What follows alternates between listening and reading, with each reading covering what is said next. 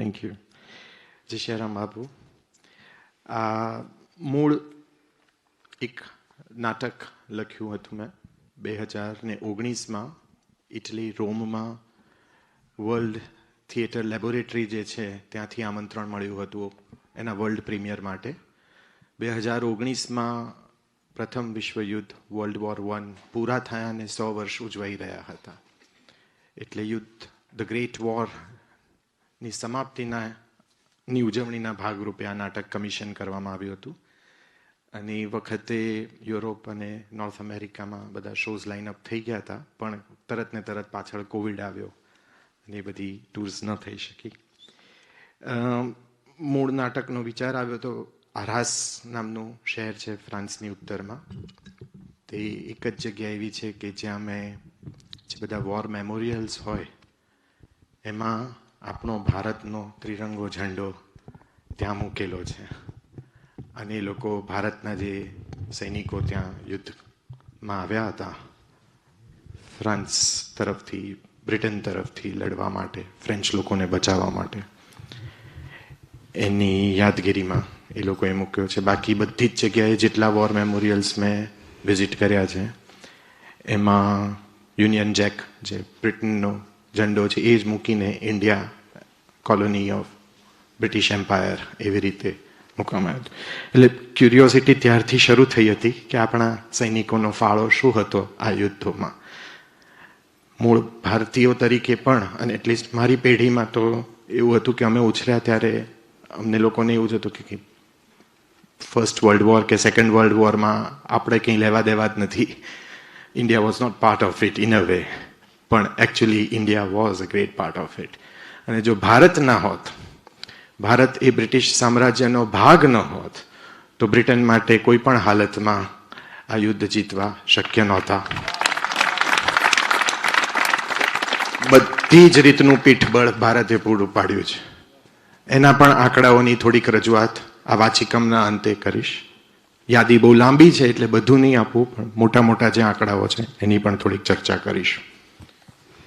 તો the rag Dole army નામનું આ નાટક છે. એટલે કે કાપડના જે ચીથડાઓ હોય બધા, એ ચીથડાઓમાંથી જે કઠપૂતળીઓ બનતી હતી એને રેગ ડોલ કહેવાતી હતી. અને ધ રેગ ડોલ આર્મી એટલે આવી કઠપૂતળીઓની આખી જે આર્મી છે એ નામથી આ નાટક છે.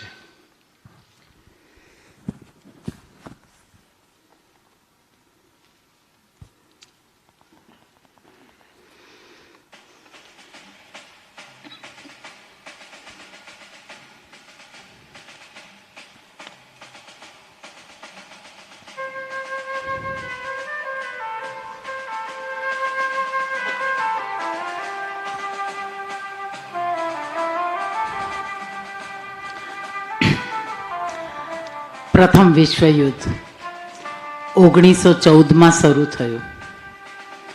દુનિયામાં એટલું વિશાળ યુદ્ધ ફાટી નીકળ્યું કે લોકોએ તેને ધ ગ્રેટ વોર, મહાન યુદ્ધ કહ્યું. પંજાબના ગામડાઓમાંથી, રાજસ્થાનના રણમાંથી, ગુજરાત અને બંગાળના દરિયાકાંઠેથી, મહારાષ્ટ્ર અને દખ્ખણમાંથી, નેપાળના પર્વતોમાંથી માણસોને બોલાવવામાં આવ્યા. ના, બોલાવવામાં ના આવ્યા, એમને આદેશ આપવામાં આવ્યો કે આવવું જ પડશે. રાજા સમ્રાટે પોતાની પ્રજા પાસે પ્રજાજનની માંગણી કરી, પ્રજાધનની માંગણી કરી, અને ભારતની પ્રજાએ આપ્યું. હોલી હે રે ભાઈ સાहब, આ હોળીનો त्योहार आपकी आंखों में आंसू, जीजोसा की याद आ रही है क्या? अरे थारे जीजोसा को गए आज 5 महीना वी गयो, ना कोई खत અને ના કોઈ खतरो जवाब आयो है. गोद भराई रस्म में तो वो हाजिर ना आया, पर मैं चाहती हूँ कि जब बच्चा रो जन्म हुए तो मारो बच्चो इनो જ મુખ सबसे पहलो देखी. ભાઈ સાहब, आप भरोसा रखिए, जीजो सा जैवे भी होंगे सुरक्षित होंगे, उनकी खबर लाना आज से मेरा कर्तव्य. माना धावणनी સાથે કસુંબોને અમલ જેને ચટાડે એવા રાજપૂત સંતાનને ગર્ભમાં ધારણ કરીને પોતાના પિતા અને પતિ પછી નાના વીરાને પણ વિજય તિલક કરીને યુદ્ધે મોકલનારી આવી કેટલીય સુભદ્રાઓ, ઉર્મિલાઓ અને સુલોચનાઓ આ ભારતીય સમાજમાં એમના મૂક કર્તવ્યનિષ્ઠ વૈરાગ્યની ધૂણી ધખાવેલી રાખે છે. 1,300,000 Indians marched under a flag that wasn't theirs. 13 lakh ભારતીયોએ એક એવા ધ્વજ હેઠળ કૂચ કરી કે જે તેમનો પોતાનો ન હતો.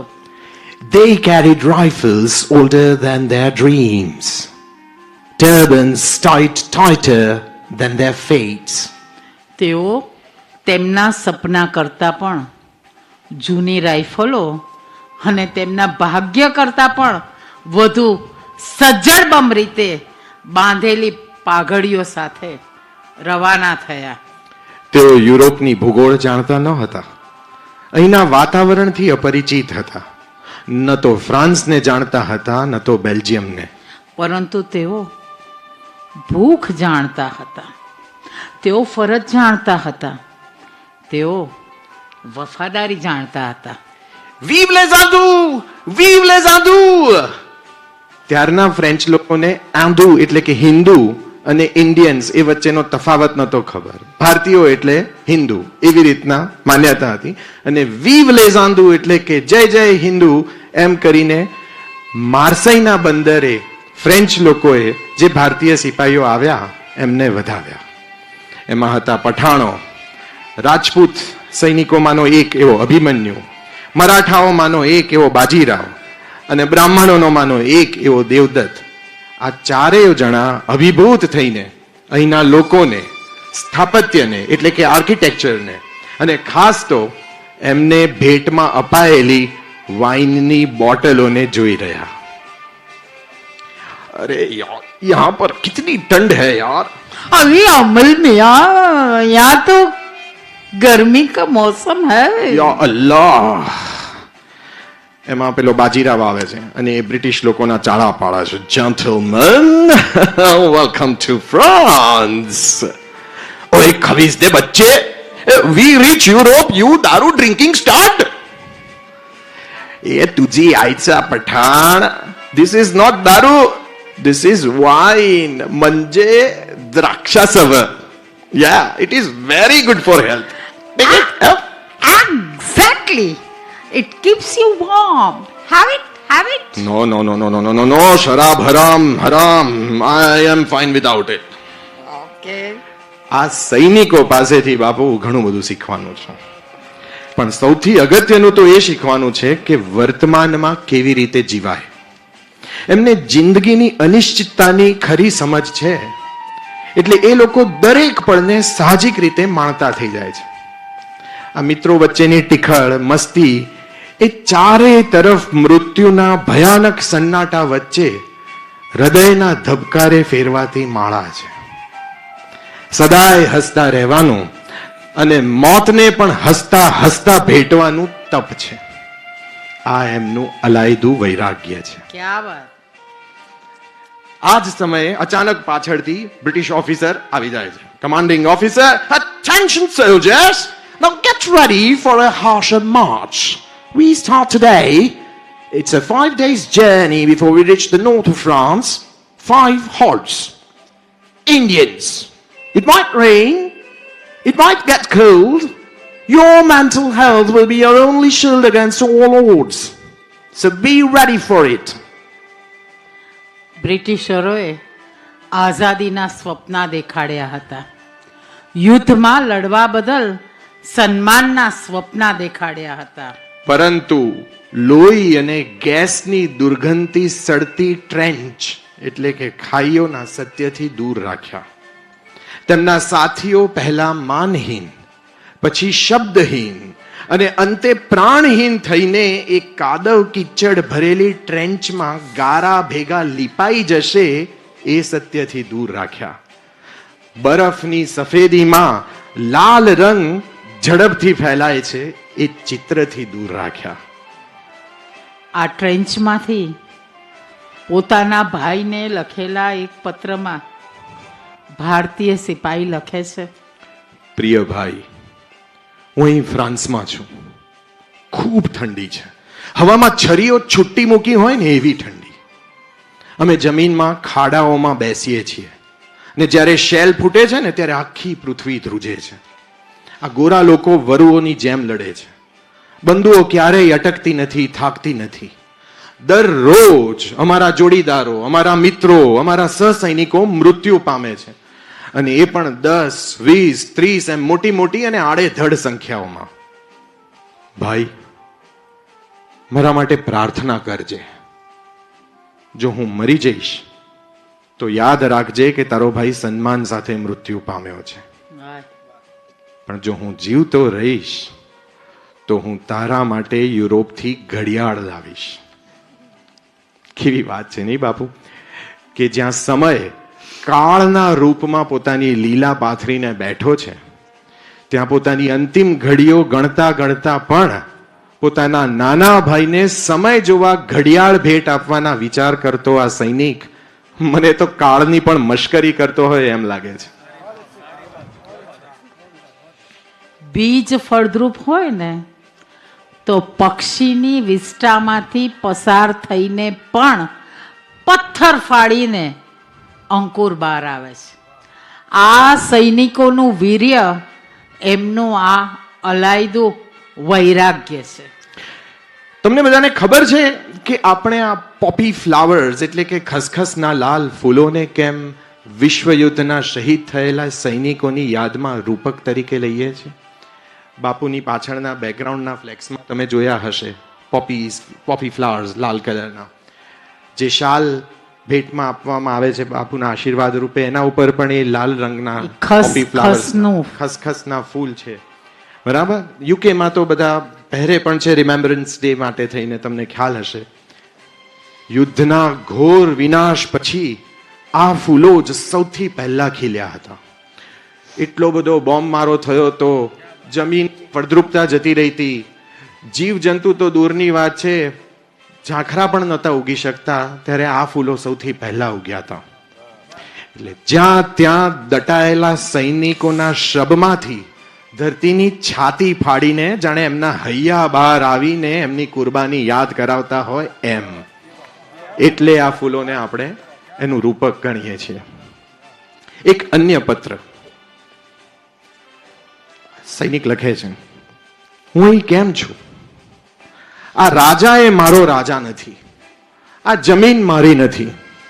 જે માણસ મને મારી નાખવા માંગે છે તે મારું નામ જાણતો નથી કે હું તેનું નથી. એને મારી સાથે કોઈ વેર નથી, મારે એની સાથે કોઈ વેર. અને છતાં અહીં બંને તરફ, બંને કાંઠે અમારા લોહી વહે છે. શું તેઓ દિલ્હીમાં, લંડનમાં, બર્લિનમાં ક્યાંય જોતા નથી કે આપણે બધા એક જ છીએ? કે જ્યારે ગોળી વાગે છે તે પહેલા તે પૂછતી નથી કે હું ભારતીય છું કે જર્મન છું કે ફ્રેન્ચ છું. તે પૂછવા માટે થોભતી નથી કે હું અલ્લાહને કે કૃષ્ણને કે ખ્રિસ્તને નમન કરું છું. એ તો ફક્ત મૃત્યુને જાણે છે. મૃત્યુની દૂત એવી આ ગોળી ફક્ત મૃત્યુની ભાવહીન ઠંડીને જાણે છે. વાગ્યા પછી થોડીક જ ક્ષણમાં ગરમ માંસના નરમ લોથડાને પાણા જેવું કઠણ અને ઠંડુ કરી દે છે.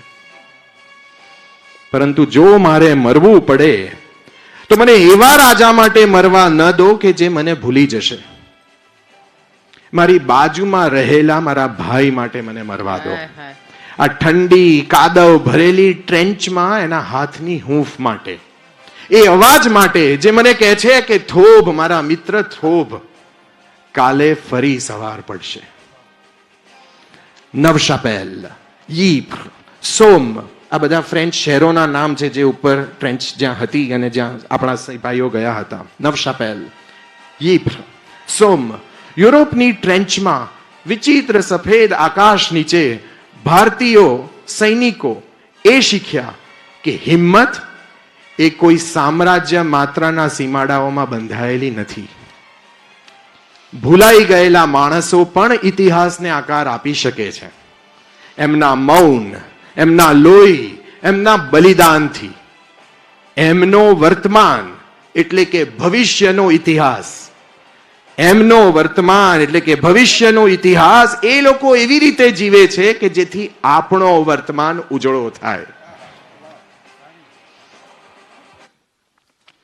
Allez, venez, milord, vous asseoir à ma table. Il fait si froid dehors, ici c'est confortable. Laissez-vous faire, milord, et prenez bien vos aises, vos peines sur mon cœur et vos pieds sur une chaise. Je vous connais, milord, vous ne m'avez jamais vu. Je ne suis qu'une fille du port, qu'une ombre de la rue.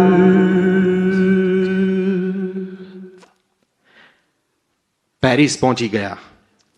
પેરિસની ગણિકાઓ સાથેના સંપર્કમાં આ મિત્રોને કંઈક નવી ટીખળ છે. Hey, what did she give you?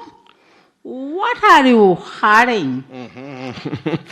Well, she gave me her heart. Oh, what a spot, dart straight into your heart. Beta, love is but a liar's art. Oh, same strong spirit. Oh, but such a small bottle, huh? Well, I'm sure she's got a small heart. I wish I could have as much as there is in the mart. What are we waiting for? Let us start. Let's start. બાપુ, હવે આ બહુ અંગ્રેજીમાં છે પણ બહુ મજાની line છે. The sole purpose of the war is to destroy life. યુદ્ધનો એકમાત્ર લક્ષ્ય એ જીવનને મટાવી દેવાનો છે, એનો વિનાશ કરી દેવાનો છે. But we also find the purpose of life amidst the war. અને યુદ્ધ દરમિયાન જ આપણને જીવનની કિંમત અને જીવનનો લક્ષ્ય શું છે એ સમજાય છે. યુદ્ધના પ્રાંગણમાં પણ પ્રેમ પોતાના કામણ પાથરી શકે છે. ઘણા બધા ભારતીય સૈનિકો અને ફ્રેન્ચ સ્ત્રીઓ વચ્ચે કુણી કુણી લાગણીઓ જન્મી. થોડી રોઝી રોઝી, થોડું ઈલું ઈલું. ફ્રેન્ચ વાઇન સાથે ચીઝના બદલે ચટાકેદાર ચણા મસાલાનો ચટકો. પણ રસના ચટકા જ હોય, કુંડાળા ન હોય. બ્રિટિશરો ભારતીય સૈનિકો સાથે ભેદભાવ ભર્યું વર્તન કરતા હતા. ભારતીય સૈનિકો ગોળીઓ, તોપોને, છરાઓને માર ખંભા ઢાલ બનીને પહેલી પંક્તિમાં હોય. એમના જીવની, એમનો જીવ લેનારી ગોળી જેટલી પણ કિંમત નહોતી. ગોળીઓની કરકસર થતી હતી, ભારતીયોની નહીં. અભિમન્યુની ફ્રેન્ચ મિત્ર ઇઝાબેલ એ વિરોધના સુરમાં ભારતીયોના પક્ષમાં બોલે છે. Wait, can I ask you something? Why did you let them treat you like that? Why did you not say something? You all are equal. You all are soldiers. Yes, we are. But we are Indians first. Yes, but you are fighting for them, for us, to save us. We are all allies. We are in this together. Well, that is quite ironic, miss. We will fight for you. We will fight with you. We will die for you. But we will never be one of you. બાપુ કહે છે કે અમે તમારી સાથે લડીશું, અમે તમારા માટે લડીશું, અમે તમારા માટે અમારો જીવ પણ આપીશું, પણ છતાં પણ અમે તમારામાંના એક નહીં થઈ શકીએ. આ બાજુ કંઈક અલગ જ ઘટના આકાર લઈ રહી છે. ઇઝાબેલને બ્રિટિશ કમાન્ડર બોલાવે છે એને ઇઝાબેલ અને અભિમન્યુ વચ્ચે પાંગરેલા પ્રેમથી નફરત છે. What happened? Why did you call me here? Are you Christian, Miss Isabel? No, I'm Jewish. Explains. Well, it seems that your friendship with the Indian soldiers is growing quite well. ત્યાં એક બીજો ચાપલુસ આવે છે તરત જ. If I may interfere, sir, perhaps it's a little more than friendship. Well, love and friendship are meant to be done with equals.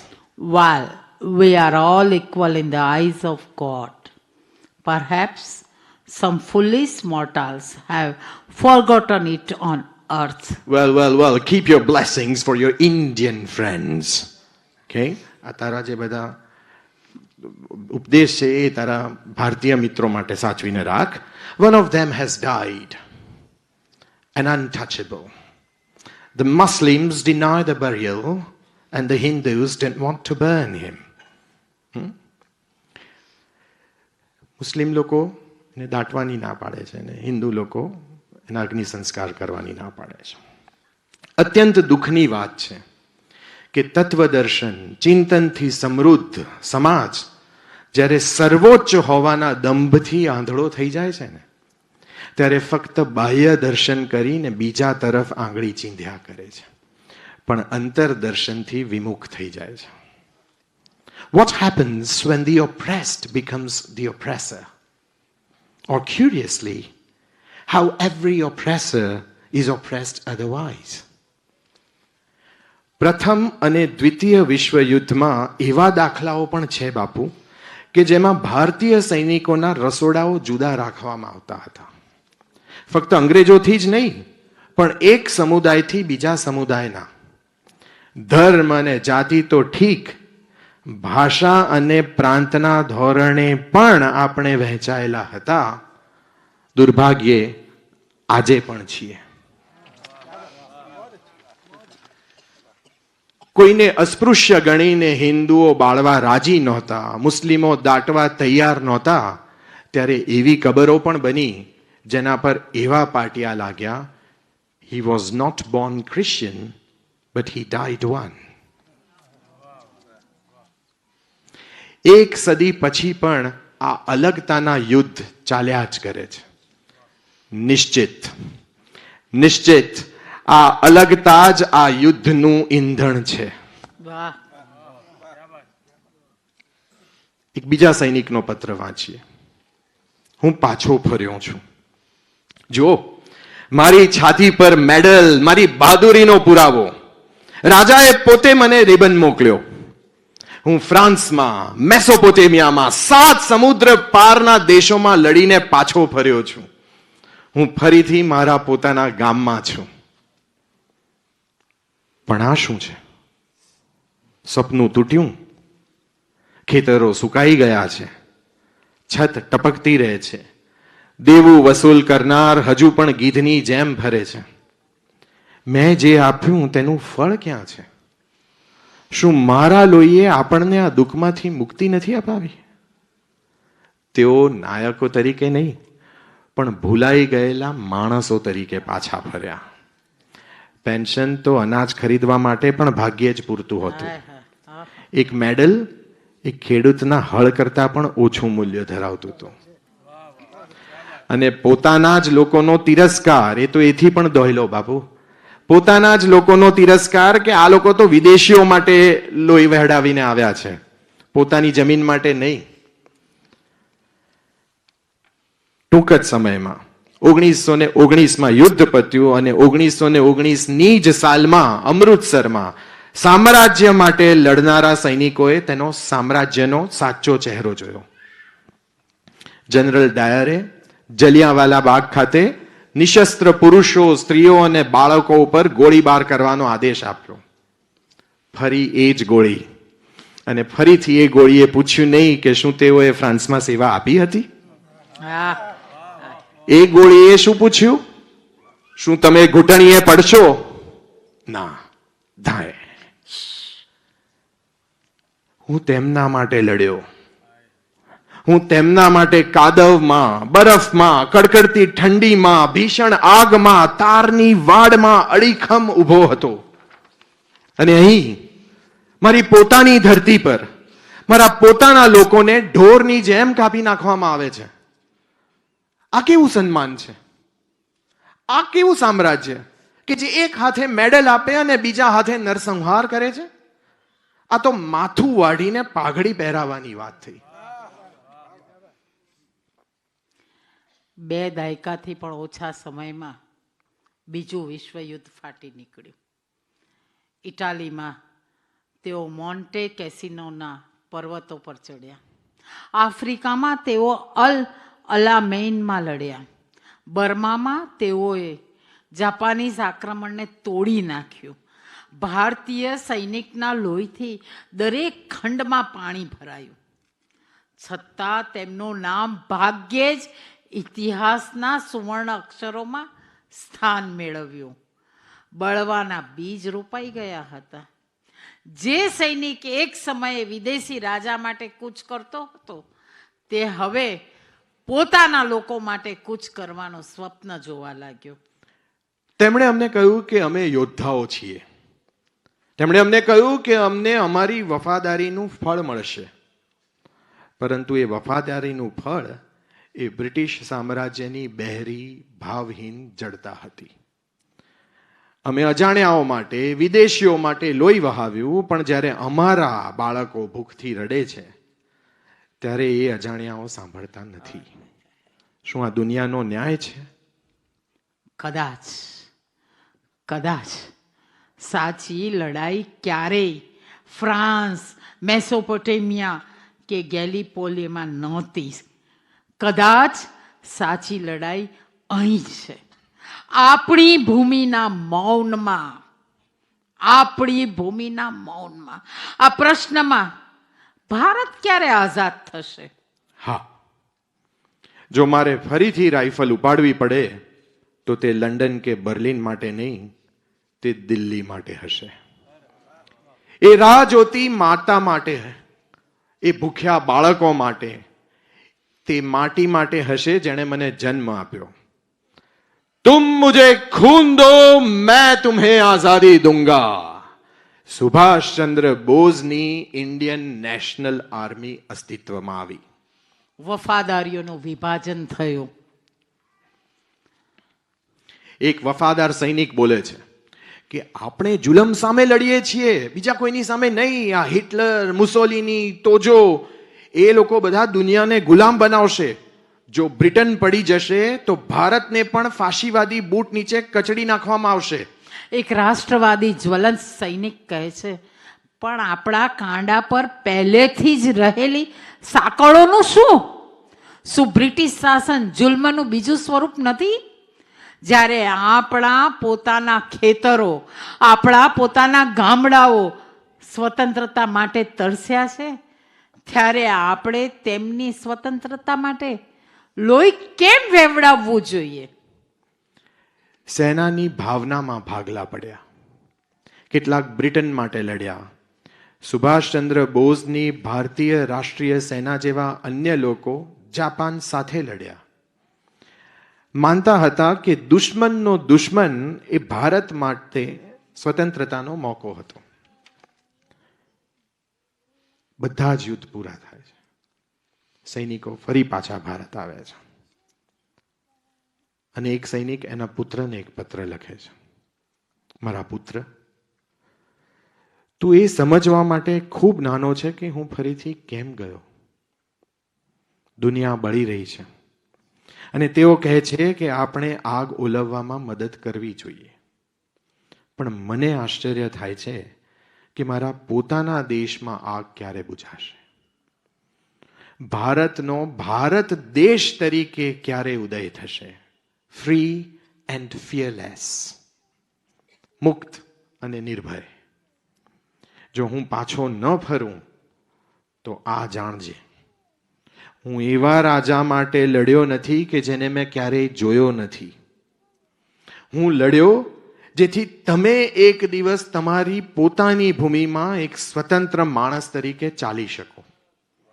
મારા પુત્ર, મને વચન આપ, જ્યારે મુક્ત ભારત પર સૂર્યનો ઉદય થશે ત્યારે તમે તે નામહીન લોકોને યાદ કરશો જેમણે તેમના મૌન, તેમના પરસેવા, તેમના લોહી, તેમના છેલ્લા શ્વાસથી ભારતને મેળવ્યું અને એનું સિંચન કર્યું.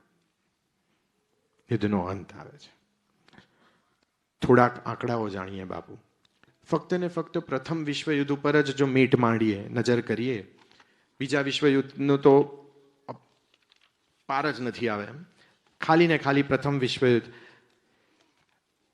250 મિલિયન પાઉન્ડ્સ, સ્ટર્લિંગ પાઉન્ડ્સ, એ સમયના, આજથી 100 વર્ષ પહેલાના એ વેલ્યુ હતી જે મટીરિયલ સ્વરૂપમાં, સામગ્રીના રૂપે ભારતે મોકલી છે.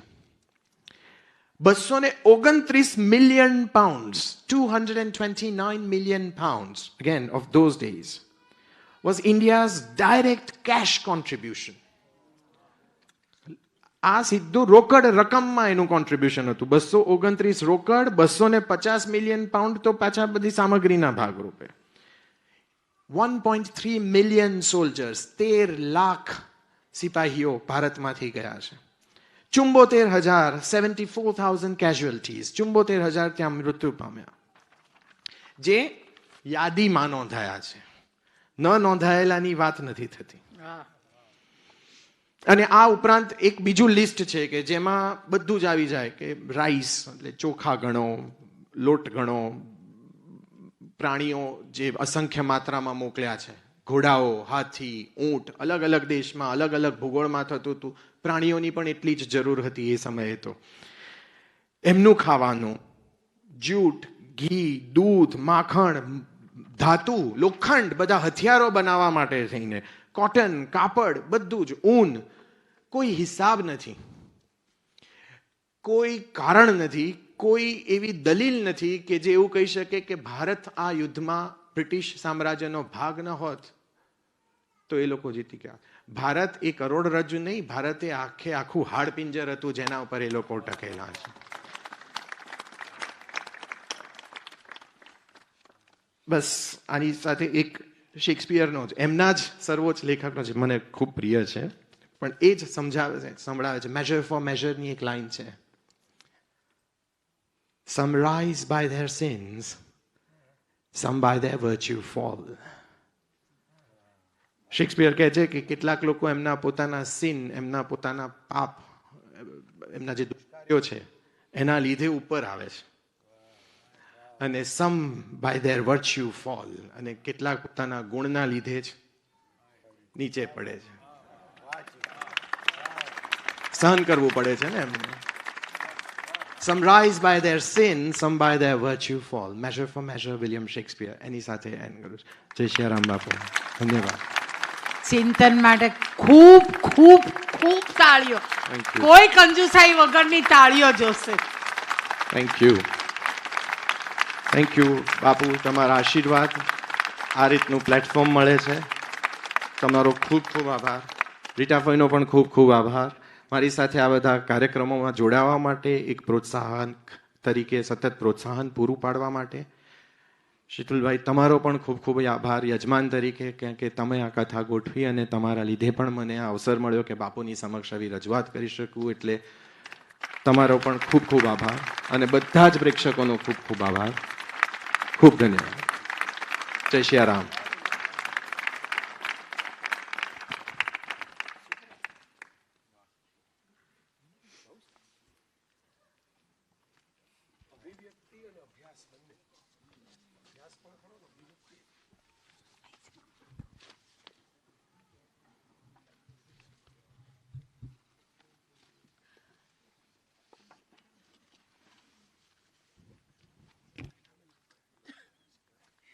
હું આવીશ ત્યારે, સોરી, તું તો ઊભો ઊભો ને, તો મારે તારી જોડે ઊભા રહેવું પડશે. બેટા બેટા, તું કહેતો હોય તો ઊભી થઈ જાઉં.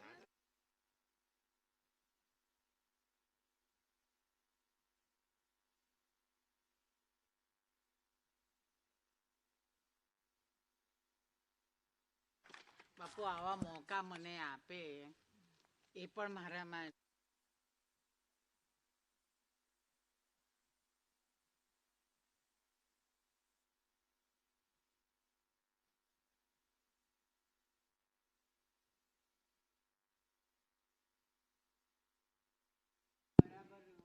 કમ્ફર્ટેબલ રીતે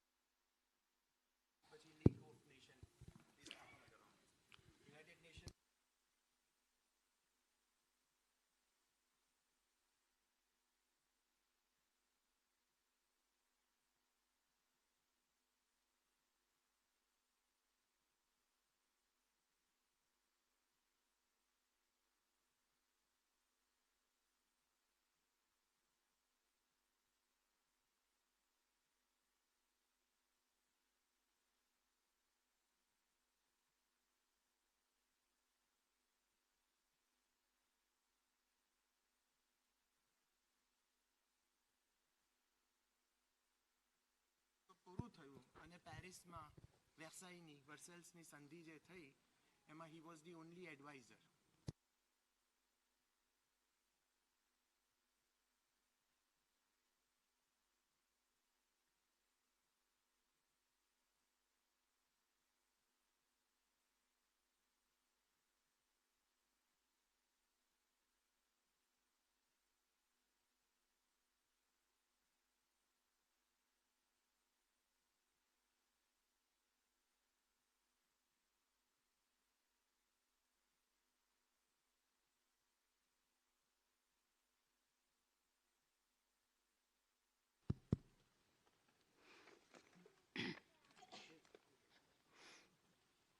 રેડી.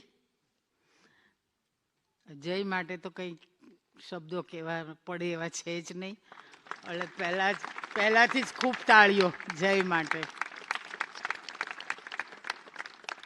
એણે દુઃસાહસ કર્યું છે, આણે સાહસ કર્યું, આણે દુઃસાહસ કર્યું છે કે તમે તો હોવા જ જોઈએ. એટલે મેં કીધું સારું, મારે તો મને વધારે માઇલેજ મળશે. હા, એટલે કે મને માઇલેજ મળશે. એટલે હવે જયની વક્તવ્ય માટે, એના વિચારો માટે, એના શબ્દો માટે, એની પ્રત્યેક વસ્તુ માટે કોઈ પણ જગ્યા ઉપર ક્યાંય નીચો પડે એવું નથી. Is always on the top ઉપર હોય છે. અને એમાં જય આજને આપની આ પ્રેમ સભાને પ્રસન્નતા પ્રેરવા માટે, પ્રસન્નતા પ્રસરાવવા માટે એણે 2 કવિતાઓ જે અહીંયા નોબેલ પ્રાઇઝ જેને મળ્યું છે એ 2 કવિતાઓનું પઠન કરવાનું કામ મને સોંપ્યું છે. ને એણે એમ કીધું છે કે એ કવિતા ઉપર પછી એ પોતાના વિચારને વિસ્તાર આપશે. એટલે એક કવિતા હિન્દીમાં છે અને એક કવિતાનો તર્જુમો એ જયે પોતે કર્યો છે ગુજરાતીમાં. એટલે હું તો ખાલી આ 2 કવિતા વાંચી અને જયને પ્રેમથી સાંભળીશ. એટલે 2 કવિતાઓ. નામ બોલવામાં ગોટાળો થાય ને તો પહેલાં માફ કરજે, આપણા બધાનું આવું જ છે એટલે ચાલશે. પોલેન્ડની શ્રેષ્ઠ કવિયત્રી ગણાયેલ વિસ્લાવા સિમ્બોર્સ્કા એક્ઝેક્ટ આ કવિતાઓ છે જેને 1996માં નોબેલ પ્રાઇઝ મળ્યું હતું. બીજા વિશ્વયુદ્ધની યાતનાઓ જોઈને હચમચી ગયેલી આ ખુદદાર લેખિકા 90 વર્ષનું જીવન જીવી 2012માં મૃત્યુ પામી. એનો બળવાખોર મિજાજ સદાય ક્રાંતિકારી ગણાયો. એની આધુનિક કવિતાઓએ લોકોને વિચારતા કરી મૂક્યા અને માણસમાં રહેલી ક્રૂરતાનો ચહેરો બતાવ્યો. આનું કોઈ ટાઇટલ નથી ને કવિતા?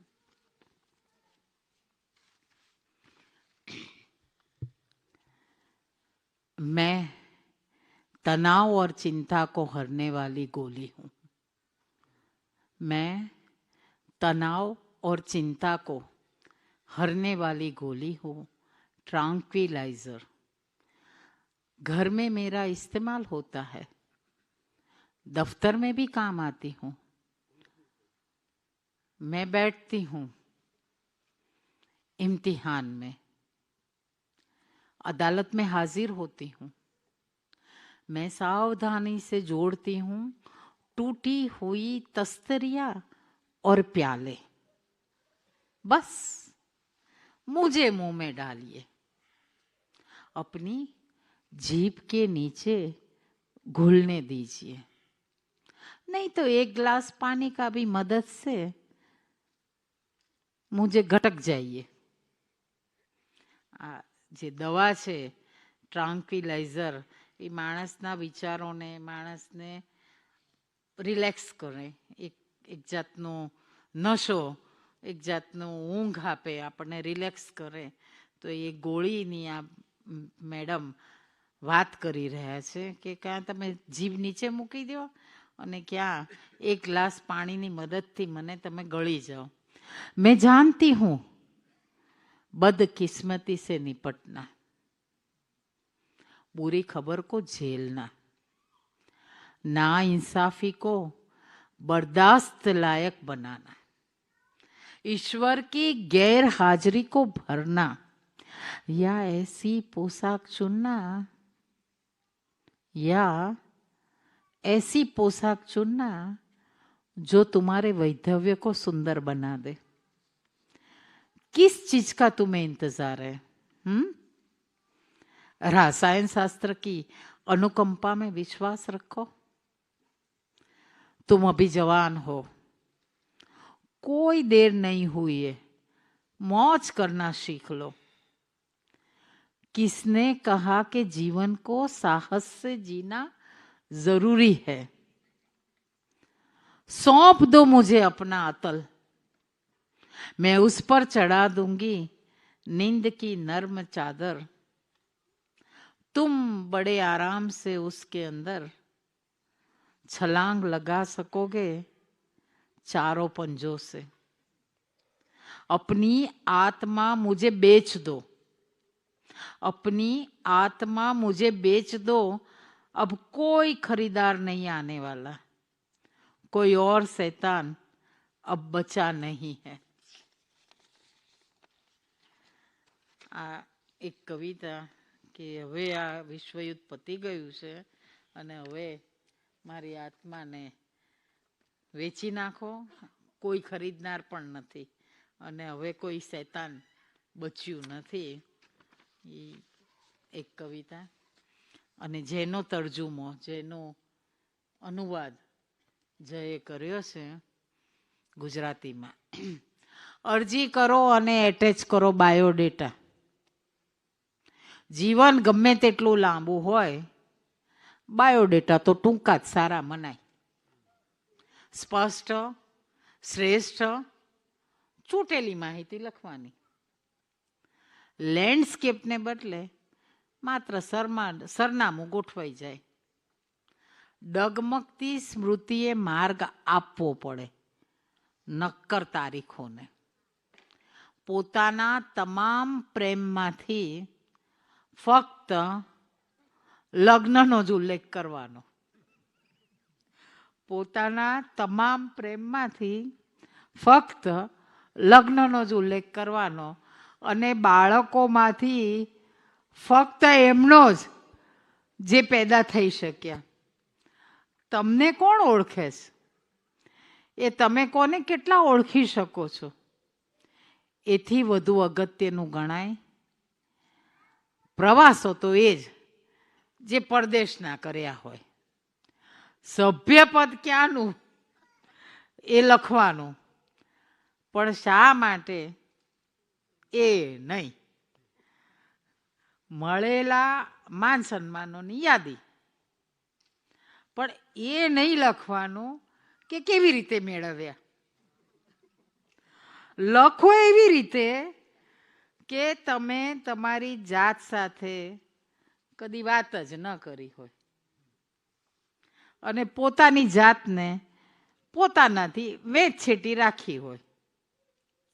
તમારા કૂતરા, તમારી બિલાડી, તમારા પોપટ, ધૂળિયા નિશાનો, મિત્રો અને સપનાઓને જોયા ન જોયા કરો. નક્કી કરવાની છે તમારી કિંમત. નક્કી કરવાની છે તમારી કિંમત, જે સાવ ફાલતુ છે. અને ટાઇટલ પણ હવે જોવું જોઈએ અંદર છે શું. હા, એના જૂતાનું માપ, પણ એ નહીં કે કઈ દિશામાં જાય છે. એ જેને તમે હું કહી દો છો, અને સાથે એક તસવીર જેમાં દેખાવા જોઈએ કાન, એનો આકાર મહત્વનો છે. એ સાંભળે છે કે નહીં એ નહીં. ને સાંભળવાનું છે શું? ફક્ત કાગળની કતરણ કરતી મશીનોની ખટ પટ ખટ પટ.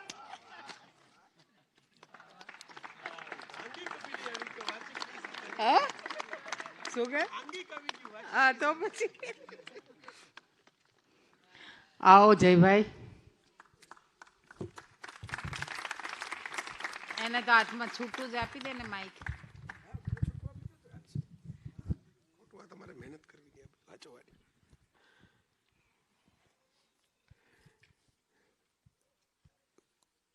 જય સિયારામ બાપુ, અને બાપ બધાને પણ મારા જય સિયારામ. આ ફરતો રહું ચાલો એવું કરું. વચ્ચે વચ્ચે ફરતો રહું. તો ગયા વખતે હું હિન્દીમાં બોલ્યો હતો. મદન ભૈયા ક્યાં ગયા? મદન ભૈયાની પ્રેમાગ્રહ હતો. હા, તો હું હિન્દીમાં બોલ્યો. આ વખતે રીટાબેન ભેગા છે એટલે હિન્દીમાં નથી બોલતો. આ વખતે શુદ્ધ ગુજરાતીમાં બોલીશ.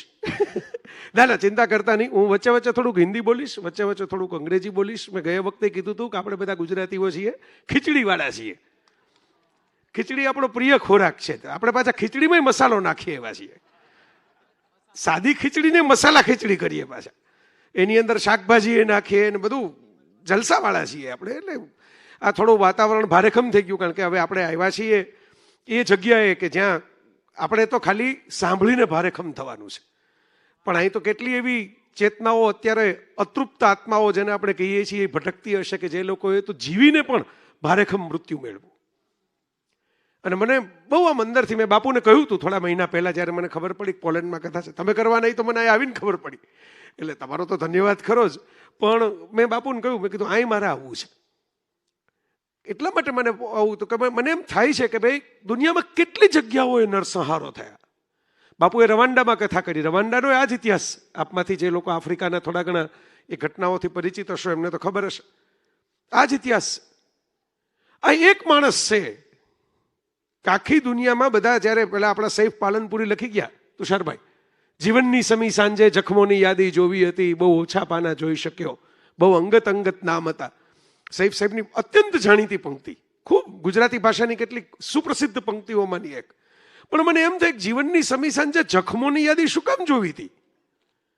છેલ્લું રિવાઇન્ડ કરવાનું છે જ્યારે જખમ જોવાના હોય કે મલમ જોવાના હોય. આ મલમ લઈને નીકળેલા બાપુ છે અમારા. કે ત્યારે તો કોઈ કઈ ન કરી શક્યું. જે વખતે તો એ વખતે તો કોઈ ઊભું ન થયું. કેમ? ત્યારે ધર્મગુરુઓ નહોતા. જ્યારે બીજું વિશ્વયુદ્ધ ચાલતું હતું ત્યારે અહીં તો કેટલા બધા જાતના ધર્મસ્થળો આપણે જોઈએ છીએ. જેટલા દેશોમાંથી યુરોપમાં પસાર થાવ, પેલું ધર્મસ્થળ જ જોવા મળે. ગામમાં સૌથી મોટો મિનારો એનો જ હોય, સૌથી ઊંચો ટાવર એનો જ હોય. પણ એ રોકી ન શક્યા ને. રોકી તો ન શક્યા, પણ કહી પણ ન શક્યા. ત્યારે ભારત દેશમાંથી, તલગાજરડામાંથી એક વ્યક્તિ પોતાનો એક તારો, આજે બાપુ વાત કરતા હતા ને, એક તારો, પોતાનો એક તારો લઈને એટલું કહેવા માટે નીકળે છે કે ના, તમે ગમે તેટલા યુદ્ધો લડી લ્યો, તમે ગમે તેટલા બાખડી લ્યો, તમે ગમે તેટલા મૃત્યુને જુઓ, તમે ગમે તેટલા નરસંહાર કરો, છેલ્લે તો તમારે ઠરવાનું છે સત્ય, પ્રેમ અને કરુણામાં. આ આખરી મંજિલ છે તમારી. અને ભારતના કથાઓના યુદ્ધો સમજવા જેવા છે. આપણી કોઈ કથા, વાલ્મીકીનું રામાયણ હોય કે વેદવ્યાસજીનું મહાભારત હોય, યુદ્ધથી પૂરી નથી થતી. આ હિન્દી ફિલ્મ નથી કે યુદ્ધના સીનથી ધ એન્ડ થઈ જાય. યુદ્ધ પછી કોનું શું થાય છે ને, હારેલાઓ ને જીતેલાઓ બંને દુઃખી થાય છે, એ સમજાવવા માટે એ કથા આગળ ચાલે છે. આ વિચારવા જેવી વાત છે. રામ યુદ્ધ તો જીતે છે, પણ પોતાના અયોધ્યાની અંદર જે માનસિકતાનું યુદ્ધ છે, જે કોઈ એક સ્ત્રી ક્યાંક પોતાની રીતે બહાર નીકળે છે, આજે પણ લડાઈ છે એ યુદ્ધ. આજે પોતપોતાની અયોધ્યાની અંદર કોઈ મૈથિલી આ યુદ્ધનો સામનો કરવો પડે છે કે ભાઈ તમે એકલા કેમ ગયા, તમે ત્યાં જઈને શું કર્યું, તમે કોની સાથે ફરતા હતા, તમે કોની સાથે રહ્યા હતા, તમે આની સાથે વાત કરતા હતા એવો તો વિડીયો છે, આની સાથે બેઠા હતા એવો તો ફોટો છપાણો છે. એ યુદ્ધ આજે લડાઈ છે. એ જમાનામાં ઋષિકવિ વાલ્મીકીએ, હકથી હું એટલા માટે કહું, મેં બાપુને એકવાર કીધું હતું કે ભાઈ બીજા કવિઓ તો કવિતા કલ્પના કરીને લખે, વાલ્મીકી તો પાત્ર બનીને લખ્યું, સીતાને આશરો આપીને લખ્યું. સાહેબ, આ દેશનો ઋષિ એ છે, આપણે ઋષિ કહીએ છીએ, કવિ નથી કહેતા, એટલે હું બોલ્યો ઋષિ કવિ. આ દેશનો ઋષિ કણવ છે, આ દેશનો ઋષિ વાલ્મીકી છે, આ દેશનો ઋષિ મોરારી બાપુ છે. એ એટલા માટે કે જે બાકીના તરછોડાયેલા ને રિજેક્ટેડ હોય ને, એને પોતાના ઘરમાં આશરો આપે છે, પોતાના હૃદયમાં આશરો આપે છે. જે શકુંતલાને સ્વર્ગની અપ્સરા સાચવી નથી શકતી, જે શકુંતલાને રાજવી બનેલા ઋષિ સાચવી નથી શકતા, એને કણવ સાચવે છે. અને ત્યારે સાચવે છે પતિ તરછોડી દે. વાલ્મીકી ત્યારે સાચવે છે જ્યારે પતિ તરછોડી દે. વિચાર કરો, આ દેશનું ઋષિ જે છે એ આ છે કે આ દેશની નારી માટે મારો દરવાજો, મેરા દર ખુલા હૈ, ખુલા હી રહેગા તુમ્હારે લીએ. આ દેશના ઋષિનું આ બાપુ કહેતા હોય ને કે હું જે હિન્દી ફિલ્મના ગીતો ગાઉં છું એનો મર્મ એનો જુદો છે. આ પ્રિય વાળું દર નથી, આ પિતા વાળું દર છે, બાપ વાળું દર છે. કે મારા ઘરનો બાપ તો એમ કે છે કે ભાઈ દીકરી સાસરે ગઈ, દરવાજો બંધ થઈ ગયો. પણ આ બાપ એમ કે છે કે નહીં, આ સંસારની તમામ દીકરીઓ માટે, સંસારના તમામ દીકરાઓ માટે તમે સુખી હો, તમે આનંદ કરો, જલસા કરો, મોજ કરો, મારે તમારું કાંઈ કામ નથી, તમને સુખી જોઈને હું રાજી. પણ તમે દુઃખી હો તો મેરા દર ખુલા હૈ, ખુલા હી રહેગા. તમે દુઃખી હો તો તલગાજરડું ખુલ્લું છે તમારા માટે. તોય આવો, તમારી પીડા લઈને આવો, તમારા આંસુ લઈને આવો. હું તમને સ્મિત લઈને પાછા મોકલીશ. હમણાં નવું સુપરમેન રિલીઝ થયું છે, અને એમાં પેલા સુપરમેન જરા નવો સુપરમેન આવ્યો છે, જુવાન સુપરમેન છે, થોડોક માર ઝાઝો ખાય છે, વલ્નરેબલ છે. અને એને કેમ કહેવામાં આવે છે કે તું તો સુપરમેન થઈને આટલો બધો માર ખાશો. અને ત્યારે એ જવાબ આપે છે કે my super strength is not being a super power. હું ઉડું છું ને આમ આરપાર જોઈ શકું છું ને તાકાત જોરદાર છે, એ મારી સુપર સ્ટ્રેન્થ નથી. માય સુપર સ્ટ્રેન્થ ઇઝ ધો બીંગ એ સુપરમેન, ધો being coming from another planet. હું બીજા ગ્રહમાંથી આવ્યો છું, વધારે શક્તિશાળી છું, ઉડી શકું છું, દિવાલની આરપાર જોઈ શકું છું. આ બધું કરી શકતો હોવા છતાં I am here to live a human life. હું અહીં માણસની જિંદગી જીવી શકું છું ને, એ મારી તાકાત છે. હું મારા માતા પિતાની બાજુમાં બેસી શકું છું, એ મારી તાકાત છે. મારા પાલક માતા પિતા, એના તો મૂળ માતા પિતા નથી રહ્યા. દરેક સુપર હીરોને પોતાની સુપર સ્ટ્રેન્થ હોય. પેલો સ્પાઈડરમેન છે, એ દિવાલ ઉપર કરોળિયાની જેમ ચડી જાય, એ એની સ્ટ્રેન્થ છે. કોઈ બેટમેનને પેલા ચામાચીડિયાની જેમ તરાપ મારવાની સ્ટ્રેન્થ છે. દરેક સુપર હીરોને પોતાની સુપર સ્ટ્રેન્થ હોય. પણ આ મારા સુપર હીરો છે.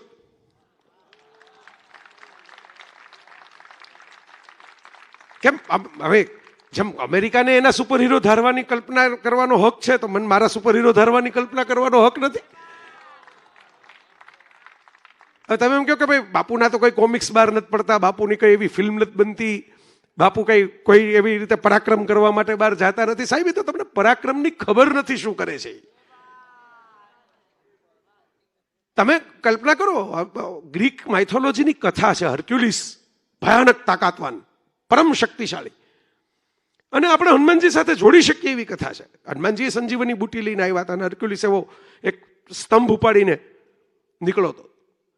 એણે ઉપાડ્યો હતો ને બધાને એમ લાગતું હતું કે આ તો બહુ હળવો ફૂલ છે, કાગળ તો બનેલો હશે, પૂઠાનો બનેલો હશે. જે હનુમાનજીએ પર્વત ઉપાડ્યો, આપણે ઘણી વાર ઓલા પૂઠાના નથી બનાવતા, નવરાત્રિની ગરબીમાં મૂકવાના હોય હનુમાનજીને, તો પૂઠાનો એક પહાડ હાથમાં આપી દીધો હોય તો છોકરાઓને એમ લાગે કે આમાં શું, આ તો હું ઉંચકી શકું છું. એ તો એકચ્યુઅલ ટેકરીનો એક શિલા ઉંચકીને બતાવો તો ખબર પડે. તો એ હર્ક્યુલિસ માટે લખાયેલું એક અંગ્રેજી કોટ છે ને, મારા બાપુના ચરણે, ને આપ બધા તો બાપુના, મેં કીધું મારાથી વધારે, મેં ગયા વખતે કીધું હતું કે યુ આર લવિંગ બાપુ મોર ધેન મી. તમે બધા બાપુને મારા કરતા ક્યાંય ઝાઝો પ્રેમ કરો છો, એ મને ખબર છે, એટલે હું તમારા બધા વતી બોલું છું આ જેટલું બોલું છું. So on behalf of you મારે એ અંગ્રેજી કોટ કેવું છે કે sometimes if person is doing it effortlessly, that doesn't mean that it is not heavier. ક્યારેક વ્યક્તિ પોતે આસાનીથી એ કામ કરી શકે છે એનો અર્થ એ નથી કે કામ મુશ્કેલ નથી, એનું વજન નથી. બાપુ એફર્ટલેસલી આ કામ કરે છે, આસાનીથી કરે છે, અને એમાં ઘણા શુભચિંતકો આપણી આસપાસ છે. હવે શુભચિંતકોની મેં એકવાર મારા લેખમાં વ્યાખ્યા લખી હતી, વાયરલ થઈ ગઈ ત્યારે, કે એક શુભચિંતક એ હોય કે જે આપણા શુભનું ચિંતન કરે, ને બીજા શુભચિંતક એ હોય કે આપણું શુભ થાય એટલે બહુ ચિંતા થઈ જાય છે ને, કે બાપુએ તો પેલા હમણાં મોમ્બાસા કથા કરી, દાવોસ કથા કરી, પછી પોલેન્ડ કથા કરી, આટલું બધું શુભ કેમ થઈ રહ્યું છે બાપુનું? બહુ ચિંતા થાય આ શુભચિંતકો. આપણા ઓલા શુભચિંતક કરતા એની નજર જાજી હોય આપણા ઉપર. તો આ જે શુભની ચિંતા કરવા વાળા જે શુભચિંતકો છે એની વચ્ચે અમારે થોડું આપણે બધાને, કારણ કે વાત તો આપણે સમજીએ છીએ કે ઓશવિઝની જે ઘટનાઓ, મેં કવિતા એ જ પસંદ કરી હતી વિસ્લાવા શિમ્બોર્સ્કાની. એમના વિશ્વયુદ્ધ જોઈને એટલા બધા એ દુઃખી થઈ ગયા કે આખી જિંદગી આવી એને બળવાખોર કવિતાઓ જ લખી. તમારા બાયોડેટા શું? તમારા બાયોડેટા એક જૂઠ છે. જે આમાં એને કવિતામાં હતું, તમે જે બાયોડેટા લખો છો સુમનભાઈ, ઇઝ અ લાય. તમે એવોર્ડ લખો છો, પણ એવોર્ડ માટે કઈ ખટપટ કરી આવ્યા, કોને મળી આવ્યા, કોના પગ પકડી આવ્યા, કોના પગ ખેંચી આવ્યા, એ તો લખતા જ નથી આખા બાયોડેટાની અંદર. બરાબર? તમે જૂતાનું માપ લખો છો કે ભાઈ હું આટલી સાઈઝના જૂતા પહેરું છું, કે આવો કોટ પહેરું છું, પણ એ પહેરીને કેટલું રખડ્યા એ તો હિસાબ જ નથી. ટ્રાવેલ તમે એને જ ગણો છો કે જે પરદેશમાં કરી હોય, પણ એક નાનકડા ગામના પાદરે દેરી પાસે જઈને એક સાંજે સંધ્યા ટાણે જઈને બેઠા હો અને ઝાલર ટાણે તમે ગોધુલીની પેલી સમય થયો હોય અને ગાયની ખરીઓનો અવાજ સાંભળતા સાંભળતા એકાદું ભજન સાંભળતા હોય, એને તો પ્રવાસ ગણતા જ નથી. આ એની બળતરા હતી, એની બળવાખોરી હતી. વિસ્લાવા જ્યાં લગી જીવી ત્યાં લગી એણે આવી કવિતાઓ લખી. બધી કવિતાઓ આવી જ છે, એની જેટલી છે એટલી બધામાં આ જ વાત કરી છે.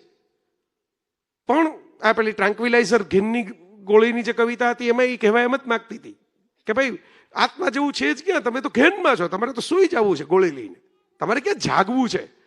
જાગવામાં તમને રસ નથી, ગમે તેમ કરીને ગોળી ખાઈને ઇન્જેક્શન ખાઈને સૂઈ જવામાં તમને રસ છે. એમાં કોઈક જગાડનાર આવે. મને તો થાય કે કોઈક વિસ્લાવાન બાપુ એ વખતે બાપુએ કથા વહેલી કરી હોત ને, એ જીવતા હોત ને, એ બળી ગયા હોત, તો એની કવિતામાં કદાચ થોડોક આશાનો સ્પર્શ પણ આવ્યો હોત, થોડો આનંદનો સ્પર્શ પણ આવ્યો હોત, આટલી બળતરા ન રહી હોત. કારણ કે એને જે બળતરાઓ જ જોઈ જુવાનીમાં, આ બધા યુદ્ધો, માથાકૂટ, નિયતિ કેવી કેવી રીતે થોપી દે છે યુદ્ધ. ચિંતને જે આટલી સરસ રીતે રજૂઆત કરી, અદ્ભુત રજૂઆત, એને જે દોહન કરીને બધું આપણને આપ્યું. અઘરું આ છે ને, માનું કામ શું છે? રસોડામાં તો બધું પડેલું હોય, આપ બધા ઘણા બહેનો અહીં બેઠા છે, સામગ્રી તો બધી પડેલી હોય, પણ હવે કેટલું મીઠું નાખવાનું છે, કેટલું મરચું નાખવાનું છે, કેટલામાં કઈ વસ્તુ કોની સાથે શોભશે, ટિંડોરા રે મકાઈ આવે ન આવે,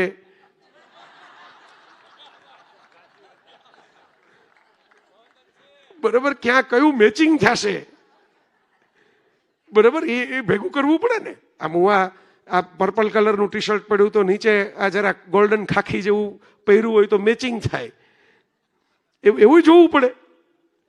તો આ કામ જે છે એ માઓનું કામ છે મોટા ભાગે, કે ભાઈ એ ચેક કરે અને એમાંથી પીરસવા જેટલું હોય, લેવા જેટલું હોય, બધા ડબ્બાઓ ખાલી કર્યા વગર એ પીરસી દે આપણને. એ ચિંતને કામ કર્યું. એણે પીરસવા જેટલું પીરસી દીધું, જેમાંથી જ્યાં જેટલી જે ચપટી નાખવાની હતી એ બધી નાખીને એટલે આપણા હૃદય સુધી પહોંચ્યું. વિભીષિકા કરુણાંતિકા છે, પણ એની સાથે મારે જે વાત જોડવી છે એ જ જોડવી છે. બાપુની સુપર સ્ટ્રેન્થ શું કામ હું આમાં બાપુને વચ્ચે લઈ આવ્યો છું? એટલા માટે મને બાપુ બહુ ગમે છે. એવી તો ગમે જ છે, એમાં કંઈ કોઈ ના પાડી શકે એમ નથી, એમાં કોઈને ના પાડવાનો અધિકાર નથી. હોય છે નો અધિકાર આપો. કારણ કે સમાજ તો એવો છે કે તમારે ક્યારે રોવું કોના માટે એ તમને પાછું કે આટલાથી રોજો, આટલાથી રોતા નહીં. એને અધિકાર આપો તો તમારે ઘરમાં ઘૂસીને તમને એમ કહેશે કે અત્યારે રોવાનું ચાલુ કરો, હાલો તમારે 3 દી રોવાનું છે, પછી રોવાનું નથી. તમારે 14 દિવસ રોવાનું છે, પછી રોવાનું નથી. અને તમે 14મે દિવસે કેમ નથી રોતા એ પાછું પૂછે આપણને. તો આમાં મને રસ નથી. એટલે હું તો બહુ એવા બાબતમાં સ્વતંત્ર છું કે ભાઈ આપણે જ નક્કી કરવાનું કે આપણને કોણ ગમે છે. એ દુનિયા છે ને નક્કી કરે આપણને કોણ ગમે છે. પણ આ મારા બાપુની સુપર સ્ટ્રેન્થ છે ને, એ સુપર સ્ટ્રેન્થ છે કાઇન્ડનેસ. એ એમની સ્ટ્રેન્થ છે. એ એનાથી જગત જીતે છે. એમનું પરાક્રમ એ છે, અને એ પરાક્રમ જાળવી રાખવું એ અઘરું કામ છે આ જગતમાં. ક્રોસ ઉપર લટકી જવું, લટકાડી દેવું, આ બે કામ ઈઝી છે. પણ ક્રોસ ઉપર લટકતી વખતે, કારણ કે લટકી જવા વાળા એવા પડ્યા છે કે આ ફિદાઈન ત્રાસવાદીઓ નથી જોતા. આપણે મારી નાખો છો, મરી જવું છે અમારે, અમે મરવા માટે જ આવ્યા છીએ, અમે મરી જ જવાના છીએ. તો લટકી જવા વાળા સહેલા છે, લટકાવી દેવા વાળા તો છે જ આ જગતની અંદર. તમને પૂછ્યા વગર લટકાવી દે. તમારો કઈ ગુનો ન હોય તો એ લટકાવી દે. ત્યારે એમ જ હતું વગર વાકે લટકાવી દીધા, આજે વગર વાકે લટકાવી દે છે. અઘરામાં અઘરી કસોટી જે છે ને એ તો એ છે કે લટકતી વખતે એમ કેવું કે તમારા વતી હું આ બધા પાપનો ભાર મારી માથે લઈ લઉં છું અને તમને ખબર નથી કે તમે શું કરો છો. જાઓ, તમને માફ કર્યા. આ અઘરામાં અઘરી કસોટી છે. આ કાઇન્ડનેસનો ટેસ્ટ છે. સત્યપ્રેમ કરુણા એવા દીવડાઓ છે કે કોડિયાઓ બધે ફરતા હોય છે, જ્યોત ક્યાંક જ જગે છે.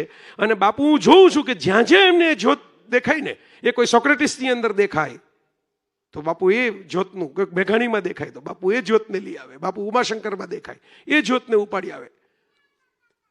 ક્યાંય પણ જીસસમાં દેખાય, જીસસને લઈ આવે. કોઈ સુફીઓમાં દેખાય, સુફીઓને લઈ આવે. લોકો એમ કહે કે બાપુ આનું કેમ ગાય ને, બાપુ તેનું કેમ બોલે ને, આનું કેમ કહે છે ને, આના કેમ વખાણ કરે છે. અરે સાહેબ, સત્ય પ્રેમ અને કરુણા છે એ વિશ્વવ્યાપીની બ્રહ્માંડ વ્યાપી ચેતનાઓ છે. એને તમે શું કામ એક સરહદની અંદર, એક જાતિની અંદર, એક આસ્થાની અંદર બાંધીને રાખો છો? એ ક્યાંક બાકી તો કોડિયા જાટા મારે છે. કોડિયા એને દીવડા આપણે નથી કહેતા. જ્યારે એની અંદર વાટ અને તેલ હોય ત્યારે દીવડો નથી કહેતા. જ્યારે એમાં પ્રકાશ પ્રગટે ને પછી કોડિયું દીવો બને છે સાહેબ. Lamp will become lamp after the light, not because of the materials, because of the light. બાપુને જ્યાં લાઇટ દેખાય ત્યાં બાપુથી રહેવાય નહીં. ખરા સાધક છે એટલે રહેવાય નહીં. કારણ કે અજવાળાના આરાધક છે, અંધારાના આરાધક નથી. એને અજવાળું દેખાય તો અજવાળાના વખાણ કર્યા વગર નહીં રહી શકે. એ મને ખબર છે, મેં જોયું છે આટલા વર્ષોમાં. દૂર બેઠા બેઠા જોયું છે કે એને જ્યાં અજવાળું દેખાય ત્યાં એને એમ થશે કે હું આ અજવાળું કેવી રીતે લોકો સુધી પહોંચાડું. કેમ આમાં કારણ કે દીવો જેના હાથમાં હોય ને, એ ફૂંક મારીને બુઝાવી દે તો એ દીવો સાચવી ન શકે. પણ એ દીવાથી બીજા દીવા પ્રગટાવતા જાય ને તો એને હરખ થાય કે જો મારા હાથમાં એક દીવો હતો ને એમાંથી મેં 10 દીવા પ્રગટાવ્યા. આ એક એક દીવડો લઈ લઈને અલગ અલગ દીવડા પ્રગટાવવા નીકળે છે. એક એક દીવડો લઈ લઈને કે હું ચાલો હવે આજે આ દીવડો લઉં અને એમાંથી બીજા કેટલા દીવડા પ્રગટે આપણે જોઈએ. અને પ્રગટેલા દીવડાઓ છે સાહેબ. હું મળ્યો આ બધા રીટાબેનને કહેતો તો પૂછો આ નિરલભાઈની ઓળખાણ કરાવી દો. એ તો બધા ઓળખતા જ હતા. મને એમ હતું કે હું ઓળખાણ કરાવી દઉં. શકટનો ભાર જેમ શ્વાન તાણે એમ મને એવું હતું કે હું આ બધાને ઓળખાણ કરાવું કે આ હેતલભાઈ છે ને, આ રીટાબેન છે ને, આ છે. પણ બધા ઓળખતા હતા એટલે મને ખબર પડી. એટલે બધા એમ કહે છે કે ભાઈ અમારામાં કંઈક છે. હવે જો કોક કેનેડા રહે છે, કોક અમેરિકા રહે છે, કોક આફ્રિકા રહે છે, કોક ઓસ્ટ્રેલિયા રહે છે, બરાબર. બધા એમ કહે છે કે ભાઈ અમારામાં કંઈક આ જ્યોતિ બાપુને કારણે જાગેલી છે. તો એ જ્યોતિ જ્યારે ઓછી થઈ જાય છે ને સાહેબ, ત્યારે આ જગતમાં વર્લ્ડ વોર થાય છે, ત્યારે આ જગતમાં યુદ્ધો થાય છે. જ્યારે અંધારું વધી જાય છે ને અજવાળું ઘટી જાય છે ને, એટલે કોક એમ કે રામકથાથી શું થાય? સાહેબ, રામકથાથી ભવિષ્યના યુદ્ધો થતા અટકે. કમસે કમ 9 દિવસ અહીં બેઠા છે એ તો મારવા નથી જવાના ને કોઈને. એટલું તો અટકે. પહેલા વિશ્વયુદ્ધમાં ચિંતનને ખબર હશે, પેલો ઓસ્ટ્રિયા હંગેરીનો રાજકુમાર, પેલો ફર્ડિનાન્ડ આર્ક ડ્યુક હતો, અને એ પેલી સફરમાં ગયો હતો અને એની ઉપર સર્બિયન નેશનાલિસ્ટે ગોળી ચલાવી. આપ કહેતા હતા બાપુ, અસ્મિતા પણ એક ક્લેશ છે. આ યુરોપે આટલા બધા યુદ્ધો જોયા રાષ્ટ્રવાદને કારણે. નાના નાના ખોબા જેવડા દેશ એકબીજા સાથે સરખા જ દેખાય, પણ બધા અમારું નેશન, અમારી મધરલેન્ડ ને અમારું ફાધરલેન્ડ ને અમારી ઓળખ ને અમારી આઈડેન્ટિટી. હવે આ તો જરાક જાજો માર ખાધો ને, આટલા બધા બિલિયન જે કીધા એટલા બધા માર ખાધા પછી હવે જરાક ઠંડા થયા છે કે હવે એક વિઝા ઉપર આવવા દો ને એક ચલણમાં રહેવા દો ને એવું બધું. બાકી તો આવડા કવડા કોઈ પણ આમ અમારે કાઠિયાવાડ જેવું છે આખું યુરોપ. સરદાર પટેલે 565 ભેગા કરી, એમાં 222 તો ખાલી કાઠિયાવાડમાં જ હતા. બરાબર, માણસ રજવાડું હોય પછી તમારે બીજું રજવાડું ક્યાં ગોતવા જવું? વ્યક્તિ પોતે જ રજવાડું મુજબમાં જ હાલતો હોય. મારી હામું કેમ જોશો, અહીંયાથી શરૂ કરે. હામું કેમ જોયું તમારે, હામું કેમ જોયું? બરાબર, ધીંગાણું જોતું હોય. સવારના પોરમાં પંકજભાઈ ને સવારે બહાર નીકળે એટલે એમ થાય ક્યાંથી ધીંગાણું કરો. મારા મિત્ર મારી સાથે ભણેલા, એ પીઆઈ થયા. પીઆઈ છે તો સવારના પોરમાં કોઈક ઓલા રિક્ષાવાળા ઉભા હોય, અહીંયા જઈને દંડુકા મારી આવે. બરાબર, નવા થઈને આમ એકાદ કાકા કોક દેખાય આમ તેમ આમ 2-4 ફડાકા મારી આવે. એટલે બેન પૂછ્યું ખરું, કીધું આ હું તમે ચાલુ કર્યું? તો પોલીસ વાળા થયા એટલે કઈ ગમે જઈને આમ મારામારી. એટલે મને કે હાંજ પડી કંઈક ગુનો કરવાનો જ હોય. હવે હાંજે ક્યાં ગોતવા જાવ એને મારવા માટે પાછો, એટલે હવારમાં જ મારી લેવાનો. એટલે પછી હાંજ પડ્યા સુધી જે ગુનો થાય.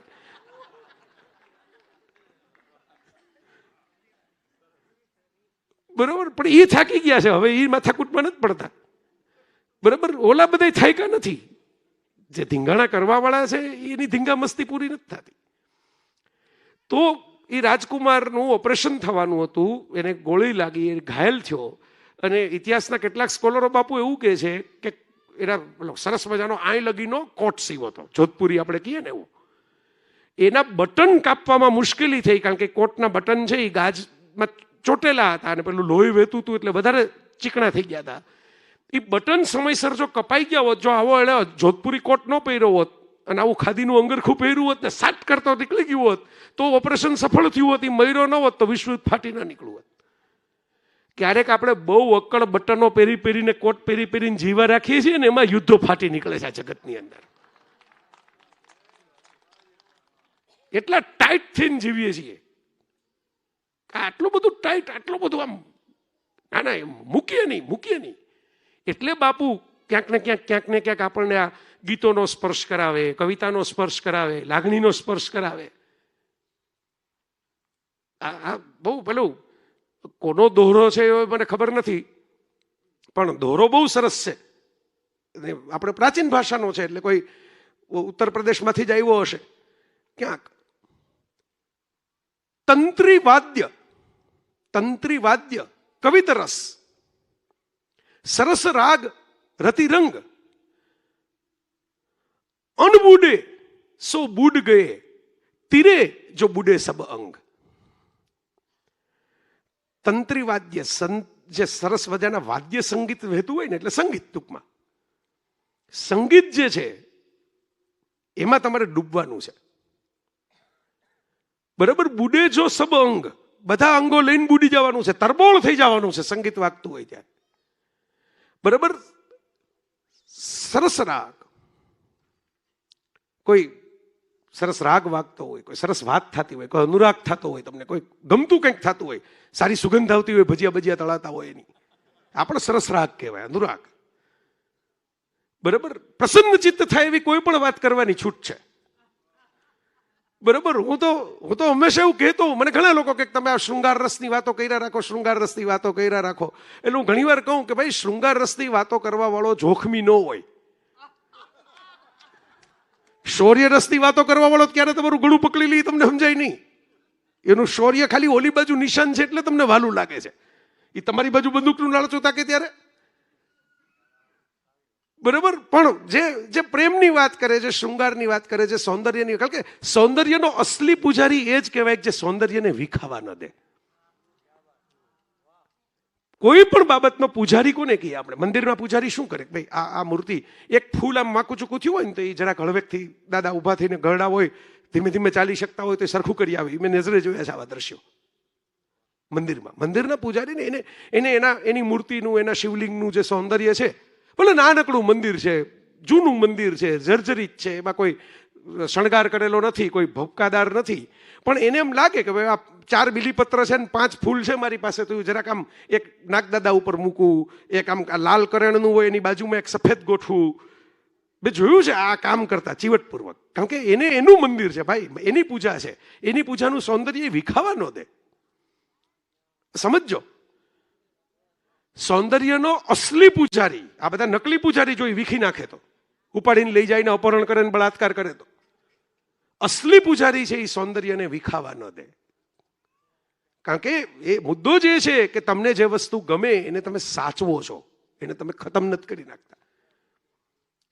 તો આ સરસ સંગીત, સરસ રાગ, કવિત રસ, સાહિત્ય, સારું સાહિત્ય, સારી કવિતા, સારું લિટરેચર, સારી વાર્તા, સારું નાટક, સારો અભિનય, સારું વાચિકમ, સારું સાહિત્ય અને રાગ રતિ રંગ અને પ્રેમ, પ્રણય ક્રીડા, પ્રેમની ક્રીડા, આ ત્રણમાં જે આમાં ડૂબવા વાળા જ ચાલે. આમાં અનબુડે वो तीरे नहीं, ये तो તરી જ ન શકે, જે ડૂબ્યા નથી એ તરી ન શકે. આમાં તો એ જ ચાલે કે જે સાંગો પાંગ ડૂબી જાય કે ના આપણે તો તરબોળ જ થવું છે. બરોબર. મને યાદ છે બાપુની કથા હતી અમદાવાદની અંદર, ને હું મળવા ગયો હતો, બીજા 2-4 મિત્રો બેઠા હતા તમારી જ ઘરે, કારણ કે બાપુની કથા વખતે ત્યાં, અને પછી સમયનું ભાન ન રહ્યું. મામીએ કીધું કે ભાઈ 12 વાગવા આવ્યા, સવારે 5 વાગે બાપુ ઉઠી જાય. હજી મને યાદ છે, સુભાષભાઈ હતા, દેહલબેન, બધા હતા, આખો ડાયરો મોટો જામ્યો હતો એમ તો. અને ત્યારે બાપુ એમ બોલ્યા કે સવાર પડે તો મને વાંધો નથી, હવે તમારે મોડું થતું હોય. આ ડૂબી ગયેલા માણસનું લક્ષણ છે સાહેબ. અને એ તો ડૂબે જ છે, એને તો આપણે કોઈની જરૂર જ નથી ડૂબવા માટે. એકલા બાપુ બેઠા હોય ને તો અમે કલાકારોને મારી નજર સામે બોલતા કૌશિકીબેન આવે, એકલા બાપુ બેઠા હોય તો સામે આવીને રજૂઆત કરી જાય એમ છે. પણ એ આપણને ભેગા લઈ જાય છે કે હાલો આ સ્વિમિંગ પુલમાં 2 ધુબાકા તમે મારો, આ સંગીત તમે સાંભળો, આ સાહિત્યમાં તમે જરાક રસ લ્યો, આ પ્રેમની વાત હું કરું છું એ તમે સમજો. આ જે વાત છે ને એ વાત આ વિશ્વયુદ્ધ માટે મહત્વની છે. ઓશવીઝ આપણે ઘણી, આપણી એક બવાલ નામની સરસ હિન્દી ફિલ્મ બાપુ બની. હિન્દી ફિલ્મોમાં સામાન્ય રીતે આવી થીમ નથી હોતી, પણ એમાં પતિ પત્નીના એંગલથી, પતિ જરાક આપણા ગામડાનો પતિ બતાવ્યો છે, અને એને બહુ બધા આપણે કહેવાય ને ફાંકા ફોજદારી વાળા ભાઈ છે, હું આમ કરી નાખું, હું તેમ કરી નાખું. એમ કે જો સ્ટોરી મહત્વની છે, ફેક્ટ મહત્વની નથી. ક્રિકેટમાં હું 0 રનમાં આઉટ થયો એ લોકો ભૂલી જશે, પણ જો હું સ્ટોરી બનાવું કે એ દિવસે હું આમ ગયો હતો, હું તેમ ગયો હતો, આમ ગયો હતો, એમાં એને ભણેલી પત્ની મળે છે. પત્ની એમ કહે છે કે હનીમૂન ઉપર આપણે યુરોપ જાય, અને એક પછી એક જગ્યાનો ઇતિહાસ બતાવે છે એના પતિને આંગળી પકડીને, એમાં છેલ્લે ઓશવીઝમાં જાય છે. અને ત્યારે ઓલા ભાઈને એમ થાય છે કે ઓહો, હું જે દુઃખની વાત કરું છું, મારા તો કેવા નાના દુઃખ છે કે ઘરમાં આમ નથી ને ઘરમાં તેમ નથી ને આમ નથી કરતી ને તેમ નથી કરતી. અને દુનિયામાં કેવા દુઃખ પડ્યા લોકોને. પેલા બાળકોના જૂતાઓનો ઢગલો જે બહુ વિશ્વ પ્રસિદ્ધ ફોટો છે, પણ હજી એ લોકોએ રાખ્યો છે કે બીજી વાર આવું ન થાય. તમને આ જઈને જે થડકારા થાય, થડકારા થવા જ જોઈએ. થડકારા થાય બતાવે છે કે તમે જીવતા છો, તમારી અંદર દિલ ધબકે છે, ને તમને એમ થાય કે ના આવું બીજી વાર ન થવું જોઈએ. We have to stop this cruelty. The boy who were strip pyjamas નામની એક ઇંગ્લિશ ફિલ્મ બનેલી. એ ફિલ્મની અંદર સરસ બતાવ્યું છે કે પેલો કોન્સન્ટ્રેશન કેમ્પમાં બાપુ જર્મનીનો એક મોટો અફસર આવે છે, એનો છોકરો છે એ આ કેમ્પના જ એક છોકરા સાથે દોસ્તી કરે. 2 બાળકો નિર્દોષ છે, ઇનોસન્ટ છે, એને ખબર જ નથી કે શું કામ. અને પપ્પાઓ એમ માને છે કે ભાઈ પેલા હવે તો મોટું દેશ સેવાનું કામ કરી રહ્યા છે આ બધા જીવતા બાળીને લોકોને. અને એમાં એનો છોકરો પેલા કેમ્પના છોકરા સાથે વેશની અલટે બદલી કરે છે રમતમાં. અને જે માણસ બાળવાનો ઓર્ડર આપે છે એનો જ દીકરો એ ગેસ ચેમ્બરની અંદર ખતમ થઈ જાય છે. એનું પોતાનું ત્યારે એને જો વલવલાટ થાય છે, એને જે થાય છે કે આ તો મારો દીકરો હોમાઈ ગયો. સાહેબ બધાયના દીકરા કે દીકરી હોમાય જ જાતા હોય છે યુદ્ધ જ્યારે શરૂ થતા હોય છે ને ત્યારે. All quiet on the western front હમણાં જ જર્મનીમાં ફરીથી બનીને આવી ફિલ્મ. જર્મનીઓએ જ બનાવી, જર્મન પ્રજાએ જ બનાવી 2022માં, જેને ઓસ્કારમાં એન્ટ્રી પણ મળેલી ફોરેન લેંગ્વેજ માટે. જુવાનિયાઓને 17-18 વર્ષની ઉંમર હોય ને બાપુ, એમાં એવું બતાવ્યું છે. એ લેખક પોતે સૈનિક હતો અને એણે પહેલા વિશ્વયુદ્ધમાં ભાગ લીધેલો ને એણે જે જોયું એમાંથી એણે નવલકથા લખી. સૈનિકે બંદૂક ઉપાડીને કલમ હાથમાં લીધી અને કલમ હાથમાં લઈને નવલકથા લખીને એમાં એમ લખ્યું કે અમે 16-17 વર્ષના હતા ને, અમને એમાં તો યુદ્ધ એટલે તો આહા ભાંગી નાખું, ભૂકા કરી નાખું, તોડી નાખું, ફાડી નાખું, કટકા કરી નાખું, ધબાટી બોલાવી દઈએ. 4-5 મિત્રો જોડાઈ ગયા. પછી ખબર પડી કે આમાં તો ખાવા બ્રેડ નથી મળતી. આજે ચિંતને વાત કરી, કોના માટે લડીએ છીએ, શું કામ લડીએ છીએ, આની સામે શું કામ મારે આને મારી નાખવાનો છે, કોઈ રીઝન જ મારી પાસે નથી, મને કીધું એટલે મારી નાખવાનો. અને 5 વર્ષે તો થાકી ગયા ને ત્રાસી ગયા ને એમ થયું કે કેદી પૂરું થશે, કેદી પાછા જશું, કેદી આપણા ખેતરે જઈને બેસશું, ગામના પાદરે બેસશું. સાહેબ, જે બાપુ ઘણીવાર એમની કથામાં કહે છે, મને ખબર છે કે બાપુએ કઈ all quiet on the western front કથા નથી વાંચી, પણ જે એક સૈનિક વિશ્વયુદ્ધમાં ભાગ લઈને જર્મનીનો સૈનિક લખે છે એ બાપુ તો એમની કથામાં એમને એટલે હું કહું છું કે સાહેબ આપણે કયા ઘાટ ઉપર બેઠા છે એનો વિચાર તો કરો. એ બાપુ કાયમ કહે છે કે યુદ્ધની કથા રમ્ય હોય, યુદ્ધ રમ્ય નથી હોતું. એ યુદ્ધ રમ્ય નથી હોતું. આ સમજવાનું છે આપણે. બાજુમાં હંગેરી છે અને આ ઓશવિઝની અંદર એક ઇમર કર્તેશ નામના બીજો નોબેલ પ્રાઇઝ વિનર, આ વિસ્લાવાની જેમ બાપુ, અને એ ઇમરે કર્તેશ નોબેલ પ્રાઇઝ વિનર તુષારભાઈ, અને એ આ કોન્સન્ટ્રેશન કેમ્પમાં એ તો સ્કૂલે જ હતો તો અહીંયાથી ઉચકીને અહીં નાખી દીધો ઓશવિઝમાં. એના પિતા ગાયબ થઈ ગયા, મરી ગયા, જીવતા છે કોઈને ખબર જ ન પડી, એટલે એમ સ્વીકારી લેવામાં આવ્યું કે મરી ગયા હશે. બહાર નીકળો, વિશ્વયુદ્ધ પૂરું થયું, સામાન્ય સંજોગોમાં હવે જે આવા કેમ્પની યાતનાઓમાં ભોગવીને એને કુટુંબ આખું ખતમ થઈને બહાર નીકળ્યા હોય, કેવો ગુસ્સો લઈને બહાર નીકળે, કેવો ક્રોધ લઈને, કેવી નિરાશા લઈને બહાર નીકળે. એને પુસ્તકો લખ્યા, એને નોબેલ પ્રાઇઝ મળ્યું. એ 2016માં હમણાં જ ગુજરી ગયા, ઇમરે કર્તેશ. પણ એ ઇમરે કર્તેશે એમ લખ્યું કે હું આમાં એવું નથી જોતો કે અરે બિચારા યહૂદીઓ સાથે આવું થયું ને આ જર્મનોએ આવું કર્યું. આ જર્મન યહૂદીનો મુદ્દો જ નથી, આ માનવતા અને રાક્ષસીપણાનો મુદ્દો છે. આ કોઈ પણ જગ્યાએ થઈ શકે. એ બહુ ગમ્યું નહીં લોકોને આ વાત, કારણ કે બધાને એવી જ વાત સાંભળવી હોય કે જે એને પસંદ પડે, પોતાની અસ્મિતાને જરાક બળ આપે, વાહવા થાય. એને એમ કીધું કે કોઈ પણ જગ્યાએ થઈ શકે, તમે યાદ રાખજો આ અમે યહૂદીઓએ આટલું ભોગવ્યું ને અમે બીજામાં થયા કરી શકીએ. આવું એને વર્ષો પહેલા લખેલું અને એવું ક્યાંક ક્યાંક થયું ખરું.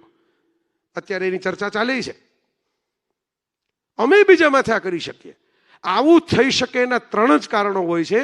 ઇતિહાસમાંથી ગોતેલી પસંદ કરેલી યાદશક્તિ.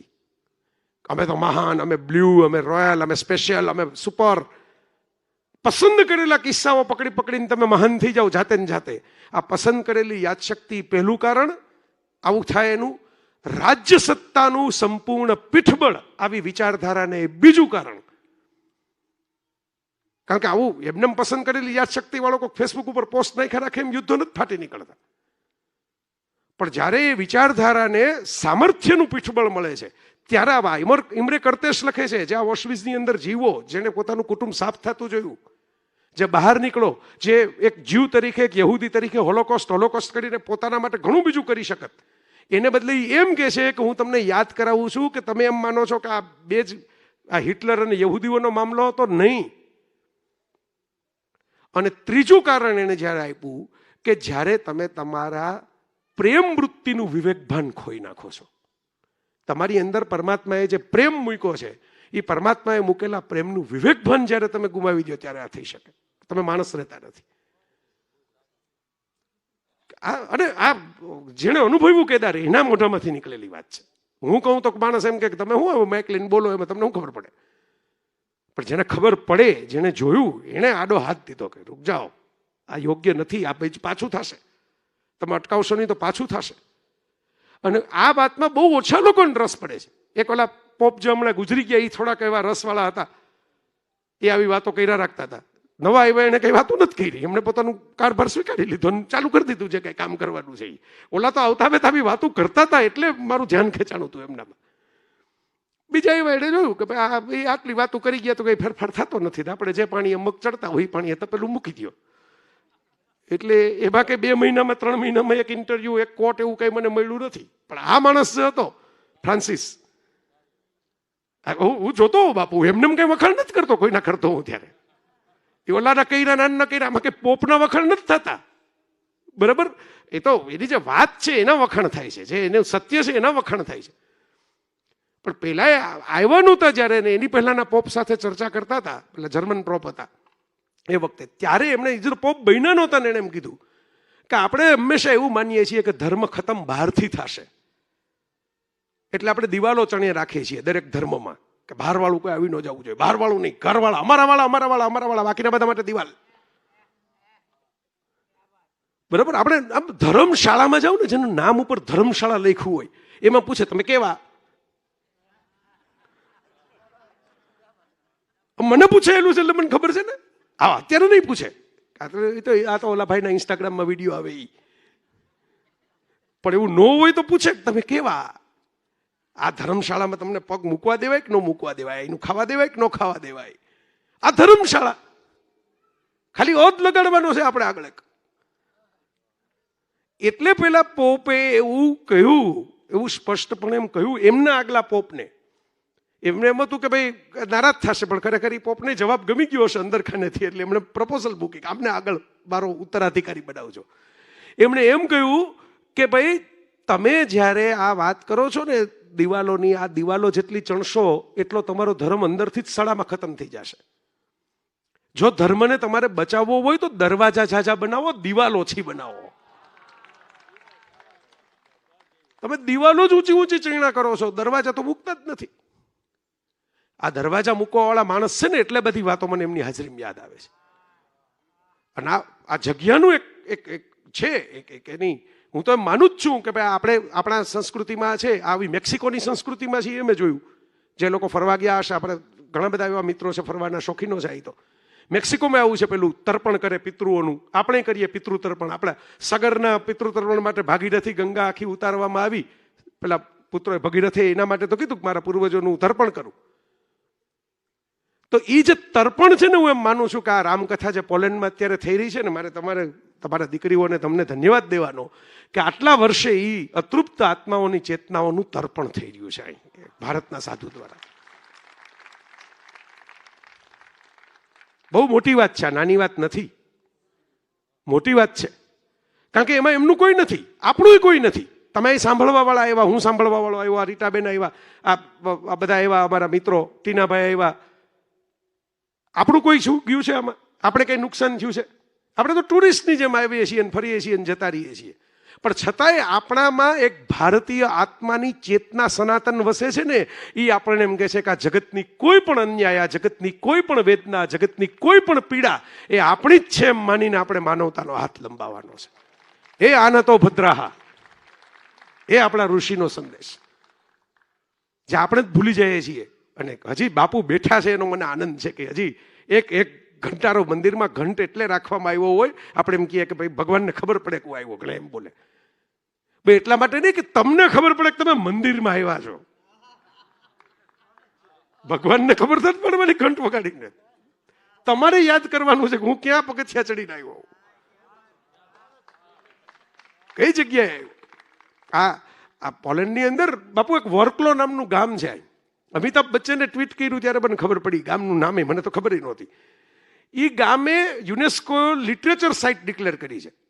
अरे मदन भैया वहां पे 100 से ज्यादा विश्व के प्रसिद्ध साहित्यकारों के छोटे छोटे स्टेच्यू, बोने स्टेच्यू, ड्वार्फ छोटे छोटे स्टेच्यू लगाए हुए हैं. और उसमें एक हरिवंश राय बच्चन हमारे भारत के कवि का लगाया हुआ है. 2019 में वॉर्कलो में लगाया गया छोटा सा स्टेच्यू. हरिवंश राय बच्चन का कवि भी अच्छा पसंद किया उन्होंने. बैर कराते मंदिर मस्जिद मेल कराती मधुशाला, मधुशाला ना कवि. इस पार प्रिय मधु तुम हो, उस पार न जाने क्या होगा. पॉजिटिविटी ना कवि, आत्मविश्वास ना कवि. ये विशाल दृश्य है, चल रहा मनुष्य है, अश्रु स्वेद रक्त से लथपथ, कर शपथ, अग्निपथ अग्निपथ अग्निपथ. एना कवि मजबूत माणसो. बुद्धोर नाचकर एनी कविता अमिताभे पोते वांचेली छे ना, घेघूर अवाजमां. જ્યારે બુદ્ધને એમ કહેવામાં આવે છે કે તમે શેના માટે નીકળ્યા હતા, તમે શું થઈ ગયા, તમે મસાજ સ્પાની બહાર રાખવાનું મોડલ થઈ ગયા. આ હરિવંશભાઈ બચ્ચનની કવિતા છે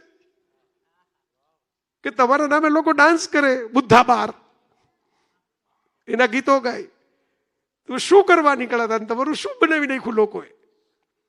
આવો કવિ આપણો આ એક ભારતનો બેઠો છે પોલેન્ડની અંદર સ્ટેચ્યુ સ્વરૂપે ચશ્મા ચડાવીને. એનો મને આનંદ છે કે આનો હરખનો વિષય છે એટલે મેં શેર કર્યું. જેમ જામ સાહેબ વાળો જે હરખ છે એ તો મને ખબર પડી કે પહેલે જ દિવસે બધી વાતમાં આવ્યું, અને આવું જ જોઈએ, શેનું ના આવે? આપણા હાથ લંબાયેલા જ છે ચારે બાજુ, તો આવે ને. તો એટલો મને આનંદ છે કે ભાઈ અમિતાભ બચ્ચનની એ ખબર પડવી જોઈએ કે મારા બાપુજીની કવિતા જે સંભળાવી શકે એવા એક બાપુ પણ અહીં આવ્યા છે પોલેન્ડની અંદર. એ છે.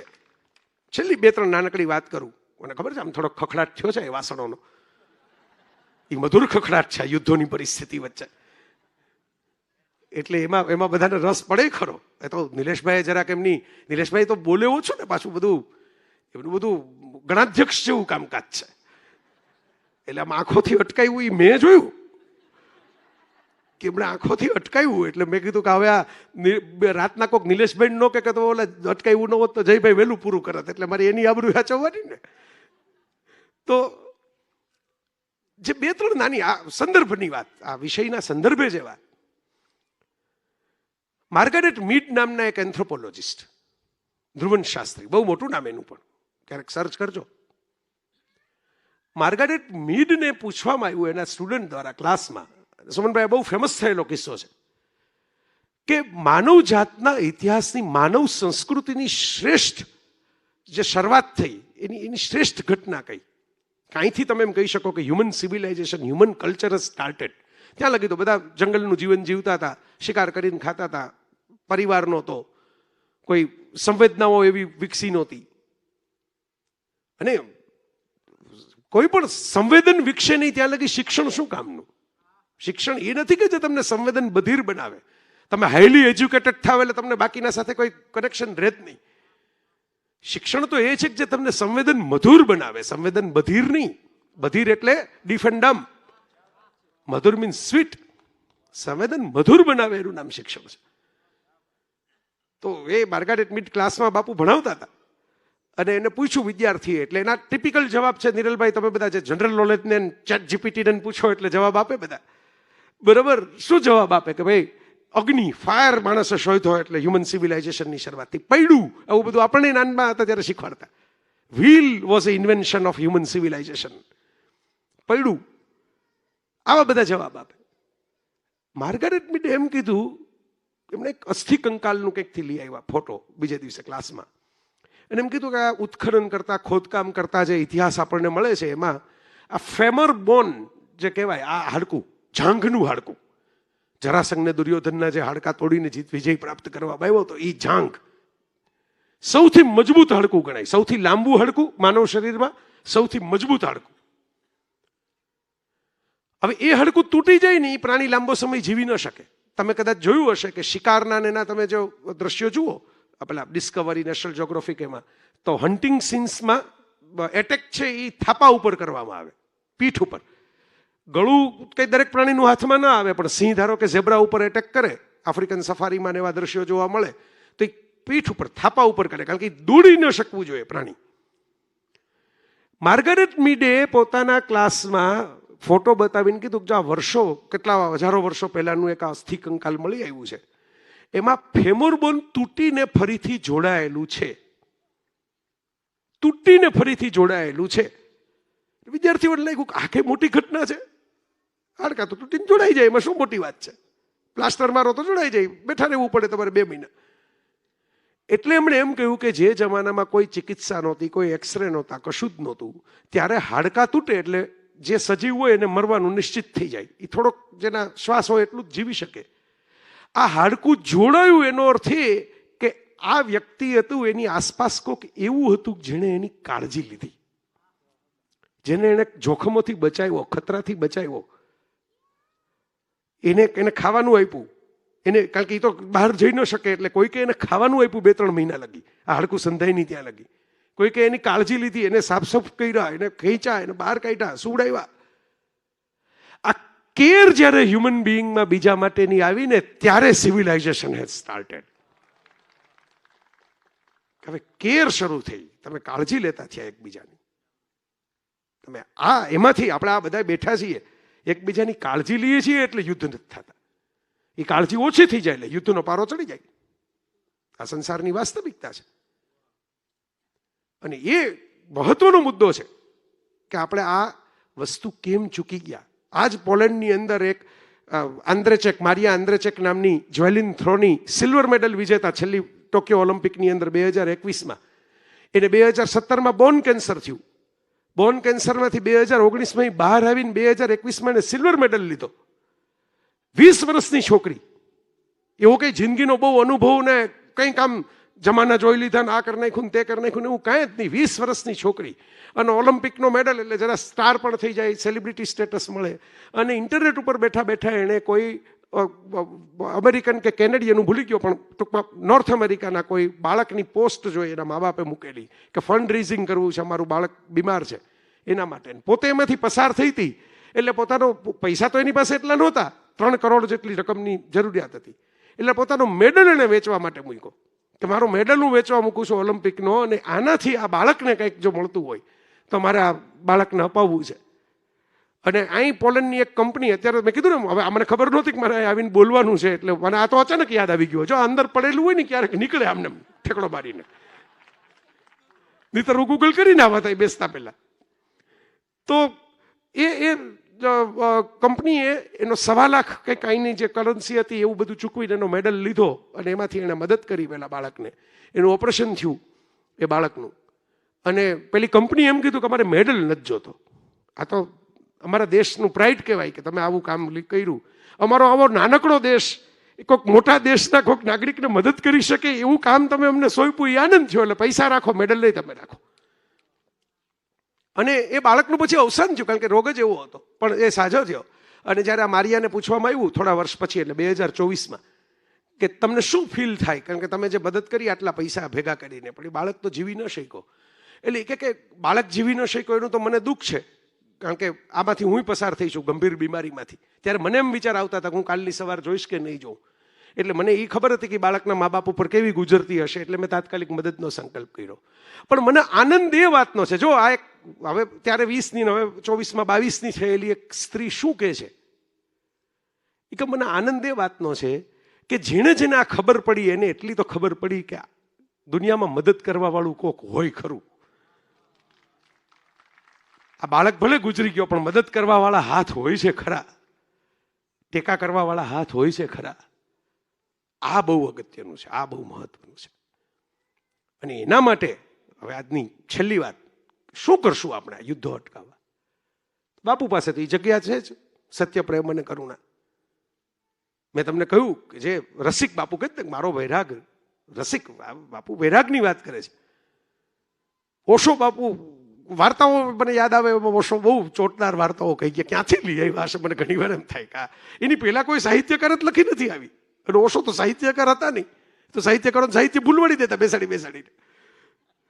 પણ હવે વાર્તાઓ ગોતી આવે જાત જાતની, કે એક રાજા હતો અને એક સાધુ હતો, અને રાજાને ખબર પડી કે સાધુનું બહુ મહિમા છે. રાજાઓને સાધુના મહિમા થાય ને બહુ ગમે નહીં ઘણી વાર. મારા મહિમા મારા થવા જોઈએ, મારા ગીત ગવાવા જોઈએ, ઢોલ મારા માટે વાગવા જોઈએ, આ સાધુ માટે શું કામ વાગે છે?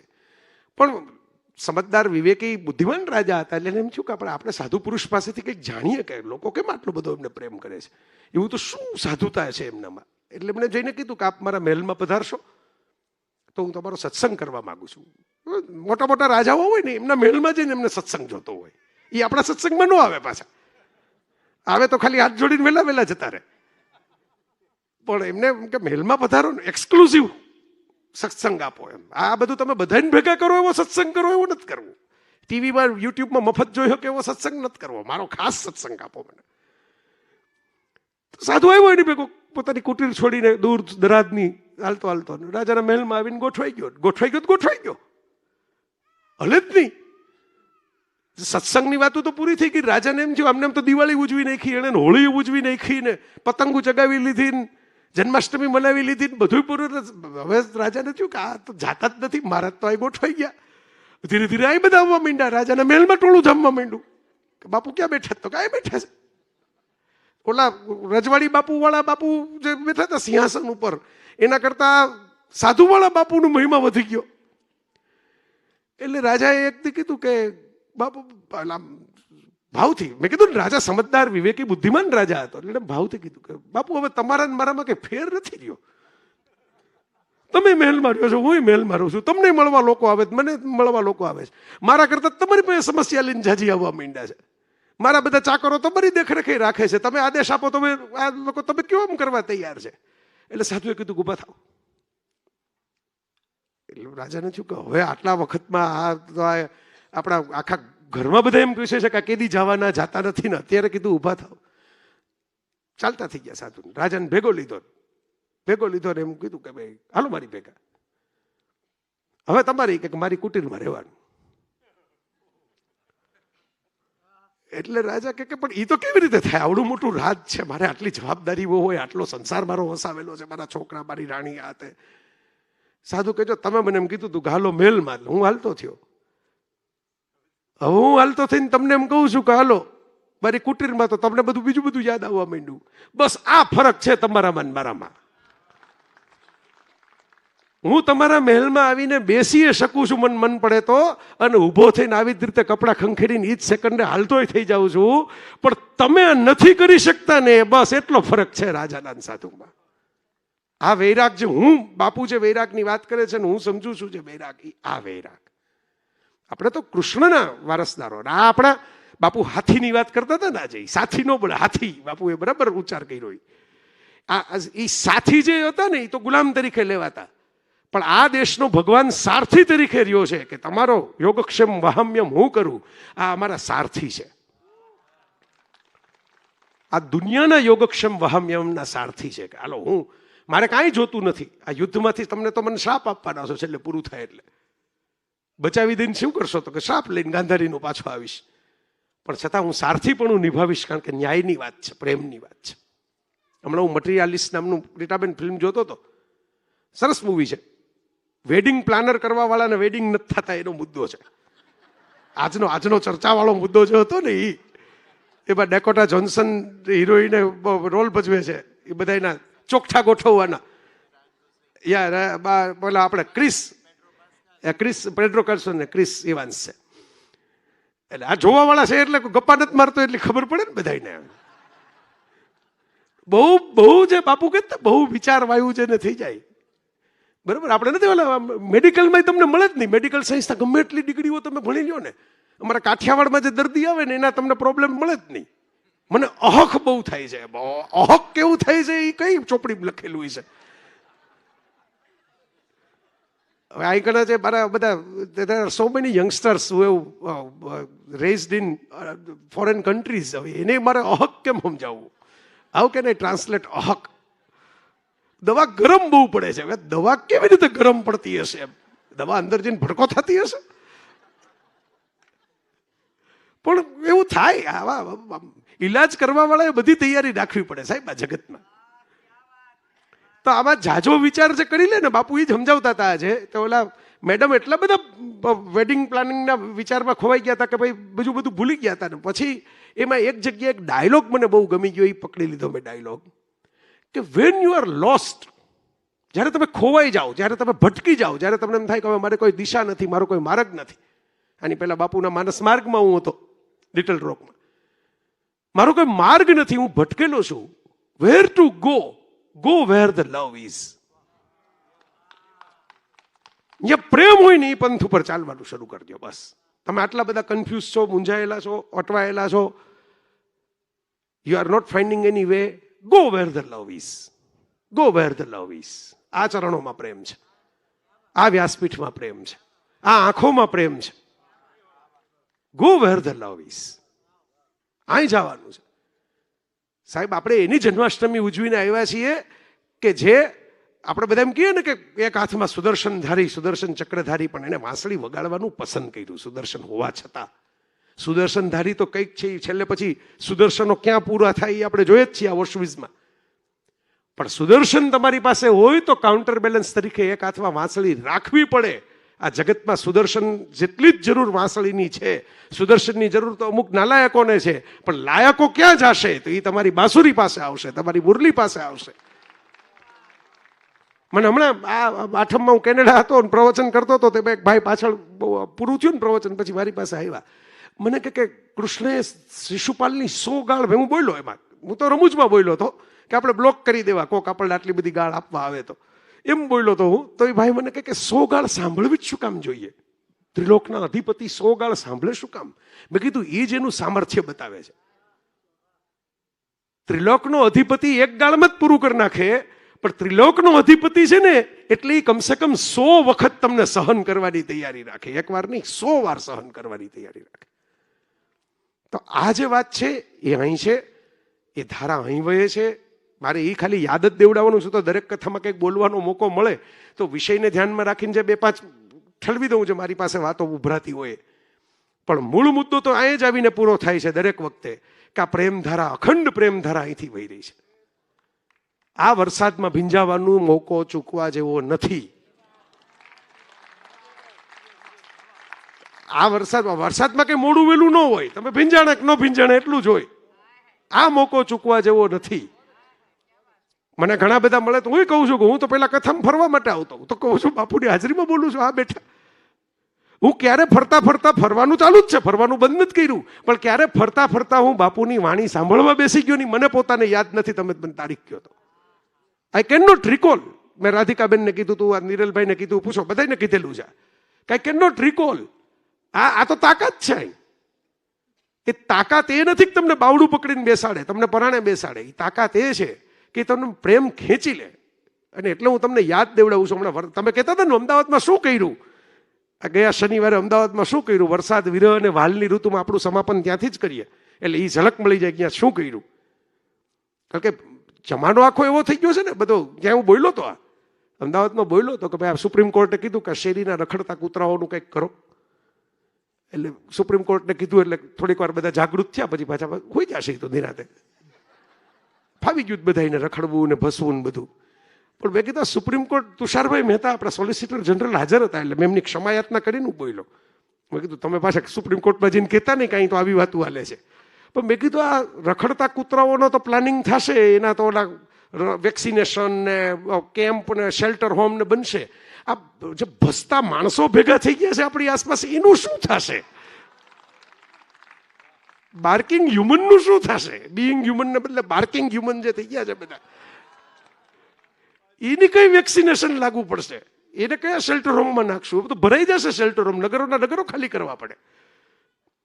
તો ત્યાં હું વરસાદ ઉપર બોલ્યો અને વરસાદમાં બોલતા મેં એમ કીધું, જે જ્યાંથી આ સમાપન કરું છું, કે કયા દેશમાં, હમ ઉસ દેશ કે વાસીએ, કિસ દેશ કે હમ વાસીએ. બાપુ કહે છે ને ફિલ્મોની વાત, સિનેમાની વાત, એ તો સાચું જ કહે છે. બધાને આ ધ્યાન કેમ જાય? તમે બાપુ મને એ તો કહો, આ બધાનું જે ધ્યાન જાય છે, મોરારી બાપુ ઓલું ગીત ગાય, મોરારી બાપુ એની સામે કોઈક નૃત્ય કરે ને આન તેન. તમે તમારામાં જો આટલા બધા તલ્લીન છો તો તમને ખબર કેમ પડે છે કે મોરારી બાપુ ક્યાં કયું ગીત ગાય છે, એ કયું નૃત્ય જોવે છે, એની કથામાં ક્યારેક ક્યારેક શું થાય છે? તમે તો જેમ્સ વેબને ટેલિસ્કોપ ગોઠવીને બેઠા છો બાપુ શું શું કરે છે એના ઉપર. તો ભારતની કળા છે આ દુનિયામાં. અમેરિકા સિવાય સૌથી વધારે ફિલ્મો ભારત બનાવે છે. આખા યુરોપના બધા દેશો ચિંતન ભેગા કરીને જેટલું ફિલ્મ પ્રોડક્શન ન કરે એટલો તો આપણો દેશ કરે છે દર વર્ષે. તો એના કેટલાક સરસ ગીતો, એ ગીતકારોને હું એમ માનું છું, આ બાપુ મારો ભાવ છે કે આપણી ફિલ્મો, આપણા ગીતો, આપણા સર્જકો, આપણા કવિઓ એ લખતા હોય ત્યારે એમનામાં કંઈક આવી જાય છે ને એક્સ ફેક્ટર, ત્યારે અમુક સર્જન એનાથી થઈ જાય. નહીતર તો બધા ગીત ન ગવાતા હોત, નહીતર તો બધી ફિલ્મોનો સુપરહિટ થતી હોત. એ જ કલાકાર, એ જ રમેશ સિપ્પી શોલે બનાવનાર, હજી 50 વર્ષે બધા શોલેને અમારા જેવા યાદ કરે. એ કા રમેશ સિપ્પીના પછીના પિક્ચરને કોઈ એવું યાદ નથી કરતું.